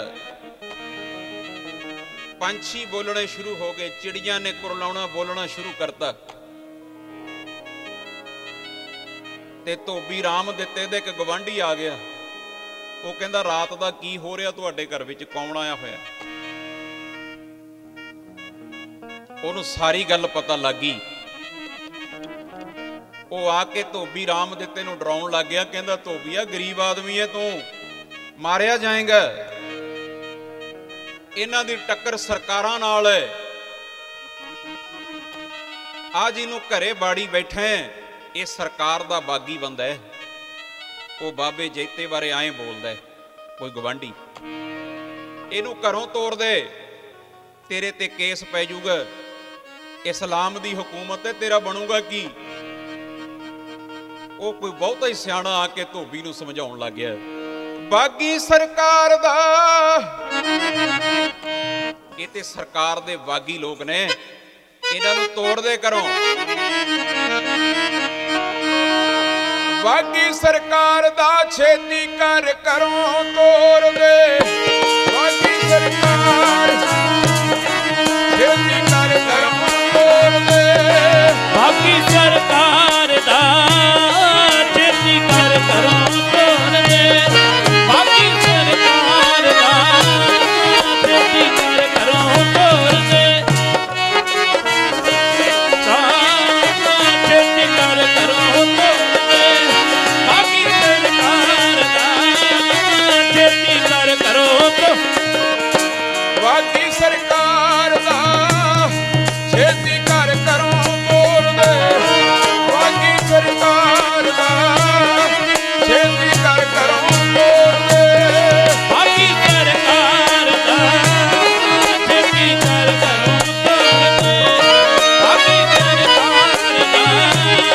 ਛੇਤੀ ਕਰ ਘਰੋਂ ਤੋਰ ਦੇ। ਬਾਗੀ ਸਰਕਾਰ ਦਾ ਛੇਤੀ ਕਰ ਘਰੋਂ ਤੋਰ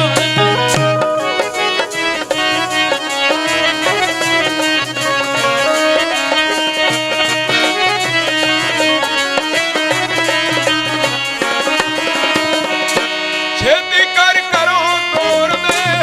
ਛੇਤੀ ਕਰ ਘਰੋਂ ਤੋਰ ਦੇ।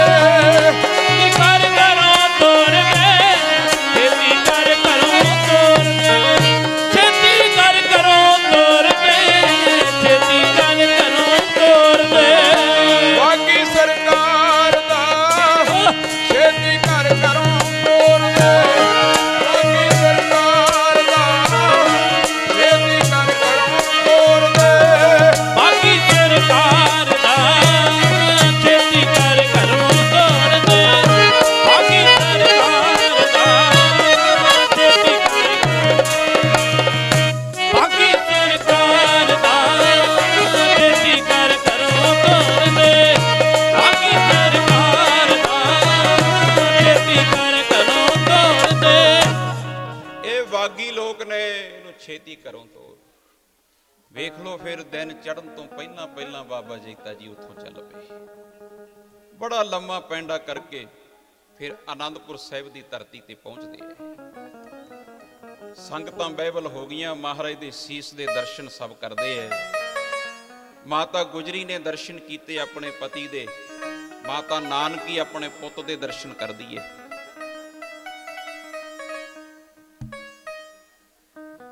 ਅੰਗੀਠਾ ਸਾਹਿਬ ਬਣਾ ਕੇ ਫਿਰ ਸੰਸਕਾਰ ਦੀ ਤਿਆਰੀ ਕੀਤੀ ਗਈ। ਇਹ ਬਾਬਾ ਜੀਤਾ ਜੀ ਦੀ ਫਿਰ ਕੁਰਬਾਨੀ ਨੂੰ ਵੇਖ ਕੇ ਸੱਚੇ ਪਾਤਸ਼ਾਹ ਨੇ ਵਰ ਦਿੱਤਾ ਸੀ, ਰੰਗਰੇਟੇ ਗੁਰੂ ਕੇ ਬੇਟੇ ਰਹੋ ਪੰਥ ਕੇ ਸੰਗ ਸਮੇਟੇ। ਤੂੰ ਅਸਲੀ ਪੁੱਤਰਾਂ ਵਾਲਾ ਫਰਜ਼ ਨਿਭਾਇਆ ਜੀਤਿਆ, ਅਸਲੀ ਪੁੱਤ ਆਹ ਫਰਜ਼ ਨਿਭਾਉਂਦੇ ਹੁੰਦੇ ਜਿਹੜਾ ਤੂੰ ਨਿਭਾਇਆ। ਸੋ ਗੁਰਮੁਖੋ, ਇਹ ਧੰਨ ਬਾਬਾ ਜੀਤਾ ਜੀ ਦੀ ਕੁਰਬਾਨੀ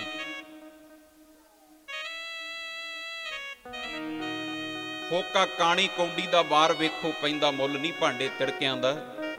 ਦੁੱਧ ਰਿੜਕਿਆਂ ਮੱਖਣ ਲੱਭ ਪੈਂਦਾ, ਫਾਇਦਾ ਕੀ ਹੈ ਪਾਣੀ ਦੇ ਰਿੜਕਿਆਂ ਦਾ। ਮੁਰਸ਼ਦ ਵਾਲੇ ਮੁਰਾਦ ਨੂੰ ਪਾ ਜਾਂਦੇ, ਠਿਕਾਣਾ ਹੁੰਦਾ ਨਹੀਂ ਰਾਹੋਂ ਥਿੜਕਿਆਂ ਦਾ। ਜਮਾਨਾ ਝਿੜਕ ਦੇਵੇ ਤਾਂ ਕੁਝ ਬਚ ਜਾਂਦਾ ਹੈ, ਕੱਖ ਬਚੇ ਨਾ ਗੁਰਾਂ ਦੇ ਝਿੜਕਿਆਂ ਦਾ। ਗੁਰੂ ਦੀ ਨਜ਼ਰ ਵਿੱਚ ਪ੍ਰਵਾਨ ਹੋਣਾ ਇਹ ਬਹੁਤ ਵੱਡੀ ਗੱਲ ਹੈ।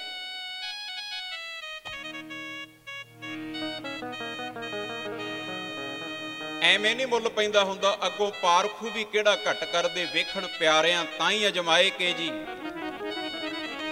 ਫਿਰ ਦੇਣ ਖਿਤਾਬ ਪਿਆਰਿਆਂ ਦਾ, ਪਹਿਲਾਂ ਤੇਗ ਦੀ ਧਾਰ ਲੰਘਾਏ ਕੇ ਜੀ।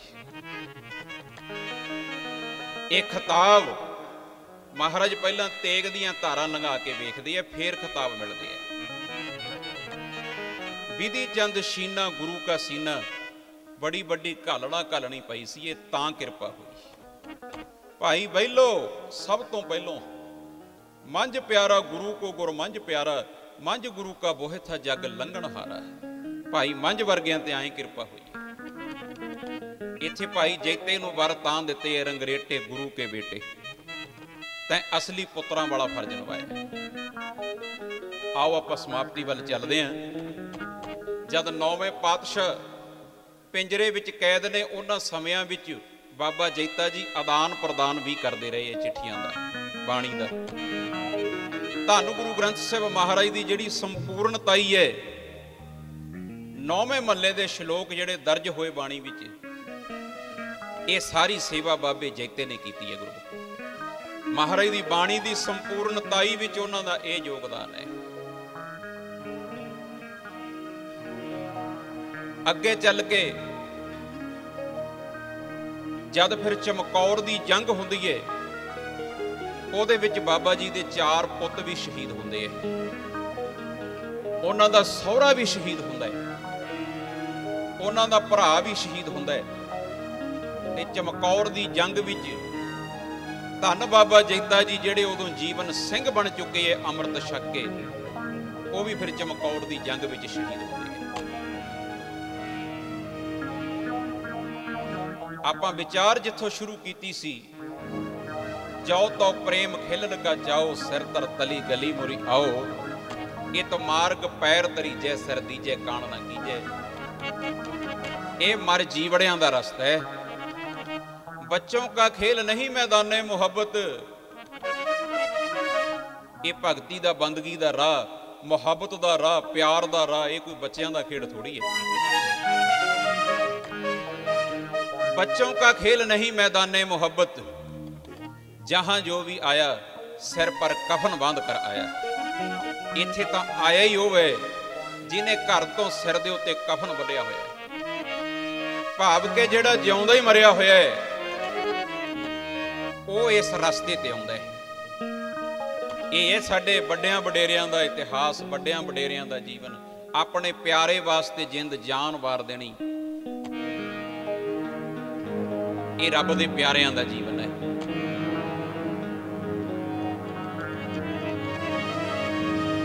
ਆਓ ਆਪਾਂ ਸਮਾਪਤੀ ਵੱਲ ਚੱਲਦੇ ਹਾਂ। ਜ਼ਿੰਦਗੀ ਲੰਘਦੀ ਜਾਂਦੀ ਹੈ, ਸਮਾਂ ਬੀਤਦਾ ਜਾਂਦਾ ਹੈ। इस दुनिया में जीव अपना कोई बहलाए के मर गया, दिल तंगियों में कोई उकताए के मर गया, आकुल भी अपने आप को समझाए के मर गया, बेअकल छाती पीट कर गम खाए के मर गया। कोई सुख पाए के मर गया, कोई दुख पाए के मर गया। जीता रहा ना कोई, हर एक दुनिया में आए के मर गया। चले सारे ही गए, तुर सब ने जाना है। पर महाराज कहते हैं कोई नाम दी, कोई चंगियाई दी महक खिलार के जाई, आने वाले समय 'च लोग तेनू याद करते रहने। तुरे सब जाते है, क्या भरोसा है इस जिंदगी का, ये जिंदगी का भरोसा कोई नहीं। दीप बुझ जाएगा जलते जलते, सांस रुक जाएगी चलते चलते, नाम रह जाएगा आदमी का, क्या भरोसा है इस जिंदगी का। जिंदगी का भरोसा कोई नहीं। हम ना रहेंगे मोहब्बत रहेगी, दास्तां इनकी दुनिया कहेगी, फर्ज पूरा करो बंदगी का, क्या भरोसा है इस जिंदगी का। जिंदगी का भरोसा कोई नहीं। ਉਹ दिन आने तो पहला महाराज कहते जाग आओ आप समाप्ति वाल चलीए। बहुत बड़ी कृपा सच्चे पातशाह की हो रही है, ਆਪਾਂ ਨੂੰ मिल के बैठण का सुभाग समा प्राप्त होया है। मैं पहली बारी तुहाडे नगर विच आया, नगर किरतोवाल। ਜਦੋਂ ਆਏ ਸੀ ਉਦੋਂ ਤਾਂ ਬੜਾ ਰੌਲਾ ਗੋਲਾ ਜਿਹਾ ਸੀ। ਆ ਸਾਡੇ ਨਾਲ ਸਿੰਘ ਸਾਰੇ ਸਾਡੇ ਮਾਲਵੇ ਦੇ ਲੋਕ ਜ਼ਿਆਦੇ ਹੈ, ਸਾਡੇ ਚੈਨਲ ਵਾਲੇ ਵੀ ਮਾਲਵੇ ਦੇ ਹੀ ਹੈ। ਕਹਿੰਦੇ ਬਾਬਾ ਜੀ ਤੁਹਾਡਾ ਇਲਾਕਾ ਕਿੱਦਾਂ ਜੇ, ਇਹਦਾ ਇੱਥੇ ਤਾਂ ਸੁਣਦਾ ਹੀ ਨਹੀਂ ਕੋਈ, ਇੱਥੇ ਤਾਂ ਰੌਣਕ ਮੇਲਾ ਜੀ ਜ਼ਿਆਦੇ ਹੈ, ਰੌਲਾ ਗੋਲਾ ਜਿਹਾ ਜ਼ਿਆਦੇ ਹੈ। ਪਰ ਦੇਖ ਲਓ ਕਿੱਡੀ ਕਿਰਪਾ ਮਹਾਰਾਜ ਦੀ ਹੋ ਗਈ, ਤੁਸੀਂ ਸਾਰਿਆਂ ਨੇ ਬਹਿ ਕੇ ਸੁਣਿਆ ਹੈ। ਤੁਹਾਡਾ ਸਾਰਿਆਂ ਦਾ ਬੜਾ ਧੰਨਵਾਦ ਹੈ ਭਾਈ, ਸਾਰੇ ਨਗਰ ਨਿਵਾਸੀਆਂ ਦਾ, ਪ੍ਰਬੰਧਕਾਂ ਦਾ। ਆਪਾਂ ਕੱਲੇ ਕੱਲੇ ਦਾ ਨਾਂ ਨਹੀਂ ਲੈਂਦੇ। ਇੱਥੋਂ ਦੇ ਸਰਪੰਚ ਸਾਹਿਬ ਸਾਡੇ ਬਹੁਤ ਚੰਗੇ ਮਿੱਤਰ ਨੇ, ਉਹਨਾਂ ਦਾ ਵੀ ਧੰਨਵਾਦ ਹੈ। ਜਿਹੜਾ ਸਾਊਂਡ ਆਪਾਂ ਸੁਣ ਰਹੇ ਹਾਂ ਭਾਈ ਕਾਰਜ ਸਿੰਘ ਹੋਣੀ, ਇਹ ਵੀ ਸਾਡਾ ਆਪ ਦਾ ਹੀ ਸਾਊਂਡ ਹੈ। ਵੇਖੋ ਕਿੱਡਾ ਵਧੀਆ ਸਾਊਂਡ, ਸਾਡੇ ਨਾਲ ਦੂਰ ਦਰਾਡੇ ਤੱਕ ਕੇ ਜਾਂਦੇ ਹੈ। ਬਹੁਤ ਸੋਹਣਾ ਸਾਊਂਡ। ਮਹਾਰਾਜ ਇਹਨਾਂ ਤੇ ਵੀ ਕਿਰਪਾ ਕਰੇ, ਇਦਾਂ ਹੀ ਚੜ੍ਹਦੀ ਕਲਾ ਹੁੰਦੀ ਰਹੇ। ਸਾਡੇ ਬਾਬਾ ਜੀ ਪਹੁੰਚੇ, ਬਾਬਾ ਜੀ ਢਾਬਸਰ ਵਾਲੇ, ਵੱਡਿਆਂ ਮਹਾਂਪੁਰਖਾਂ ਦੀ ਯਾਦ ਆ ਜਾਂਦੀ ਇਹਨਾਂ ਦੇ ਦਰਸ਼ਨ ਕਰਕੇ, ਕਿਉਂਕਿ ਵੱਡਿਆਂ ਤੋਂ ਬੜੇ ਆਸ਼ੀਰਵਾਦ ਦਾਸ ਨੇ ਲਏ ਹੈ। ਉਹਨਾਂ ਦੀ ਯਾਦ ਇਹਨਾਂ ਦੇ ਦਰਸ਼ਨਾਂ 'ਚੋਂ ਆ ਜਾਂਦੀ ਹੈ। ਹੋਰ ਵੀ ਰੱਬ ਰੰਗੀਆਂ ਰੂਹਾਂ ਮਹਾਂਪੁਰਸ਼ ਪਹੁੰਚੇ ਹੈ, ਸਭ ਦਾ ਹੀ ਧੰਨਵਾਦ ਹੈ। ਆਓ ਆਪਾਂ ਸਮਾਪਤੀ ਕਰੀਏ। ਦਾਸ ਤੋਂ ਬਾਅਦ ਸਾਡੇ ਢਾਡੀ ਵੀਰ, ਕਵੀਸ਼ਰ ਵੀਰ, ਕਵੀ ਜਨ ਬਚਨ ਅਮੋਲ, ਇਹਨਾਂ ਤੋਂ ਆਪਾਂ ਆਈ ਹਰਜਾ ਸੁਣਨਾ ਹੈ। आओ हुण आपां समाप्ति करते हैं। एक धारणा पढ़ के आपां समाप्ति कर देनी है। शहीदां दे दिन ने विचार आरंभ कीती सी आपां। इस्लाम दे विच 5 तरह के शहीद ने, गुरु घर दे विच 3 शहीद ने, शहीदे वीर रस, शहीदे शांत रस ते जिंदा शहीद। 9वें पातशाह शहीदे शांत रस ने, उन्होंने जबर का मुकाबला सबर ना किया। पर जिहड़ा आपां दिन मना रहे हैं, धन बाबा जीवन सिंह जी, उन्हें शहीदे वीर रस, उन्होंने मैदाने जंग विच लड़ के शहीदी पाई है। ते जिंदा शहीद कौन है? जिन्हें 9 द्वारे साध साध कहाया, जिहदियां अखां हैगियां ने पर उन्हें अखां नूं कंट्रोल विच ले आंदा। उन्हें अपने कन्नां नूं साध लिया, अपने हत्थां नूं साध लिया, अपनी कमाई नूं साध लिया। जिन्हें ਉਹ ਹੈ ਜਿੰਦਾ ਸ਼ਹੀਦ ਗੁਰੂ ਘਰ ਵਿੱਚ। ਆਓ ਆਹ ਧਾਰਨਾ ਪੜ੍ਹ ਕੇ ਆਪਾਂ ਸਮਾਪਤੀ ਕਰਦੇ ਹਾਂ। ਫਿਰ ਅਗਲਾ ਸਮਾਗਮ ਇਦਾਂ ਹੀ ਚੱਲਦਾ ਰਹਿਣਾ। ਲਾਹੇ ਪ੍ਰਾਪਤ ਕਰਿਓ। ਪ੍ਰਣਾਮ ਸ਼ਹੀਦਾਂ ਨੂੰ, ਜਿਨ੍ਹਾਂ ਨੇ ਜਿੰਦੜੀ ਧਰਮ ਲਈ ਵਾਰੀ। ਸ਼ਹੀਦਾਂ ਨੂੰ ਜਿੰਦੜੀ ਧਰਮ ਲਈ ਵਾਰੀ। ਪ੍ਰਣਾਮ ਸ਼ਹੀਦਾਂ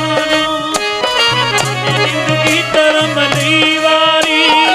ਪ੍ਰਣਾਮ ਸ਼ਹੀਦਾਂ ਨੂੰ, ਜਿਨ੍ਹਾਂ ਨੇ ਜ਼ਿੰਦਗੀ ਧਰਮ ਲਈ। ਸ਼ਹੀਦਾਂ ਨੂੰ, ਜਿਨ੍ਹਾਂ ਨੇ ਜ਼ਿੰਦਗੀ ਧਰਮ ਲਈ ਵਾਰੀ। ਪ੍ਰਣਾਮ ਸ਼ਹੀਦਾਂ ਨੂੰ, ਜਿਨ੍ਹਾਂ ਨੇ ਜ਼ਿੰਦਗੀ ਧਰਮ ਲਈ ਵਾਰੀ। ਪ੍ਰਣਾਮ ਸ਼ਹੀਦਾਂ ਨੂੰ, ਜਿਨ੍ਹਾਂ ਨੇ ਜ਼ਿੰਦੜੀ ਧਰਮ ਲਈ ਵਾਰੀ। ਜਿਨ੍ਹਾਂ ਨੇ ਜ਼ਿੰਦੜੀ ਧਰਮ ਲਈ ਵਾਰੀ। ਪ੍ਰਣਾਮ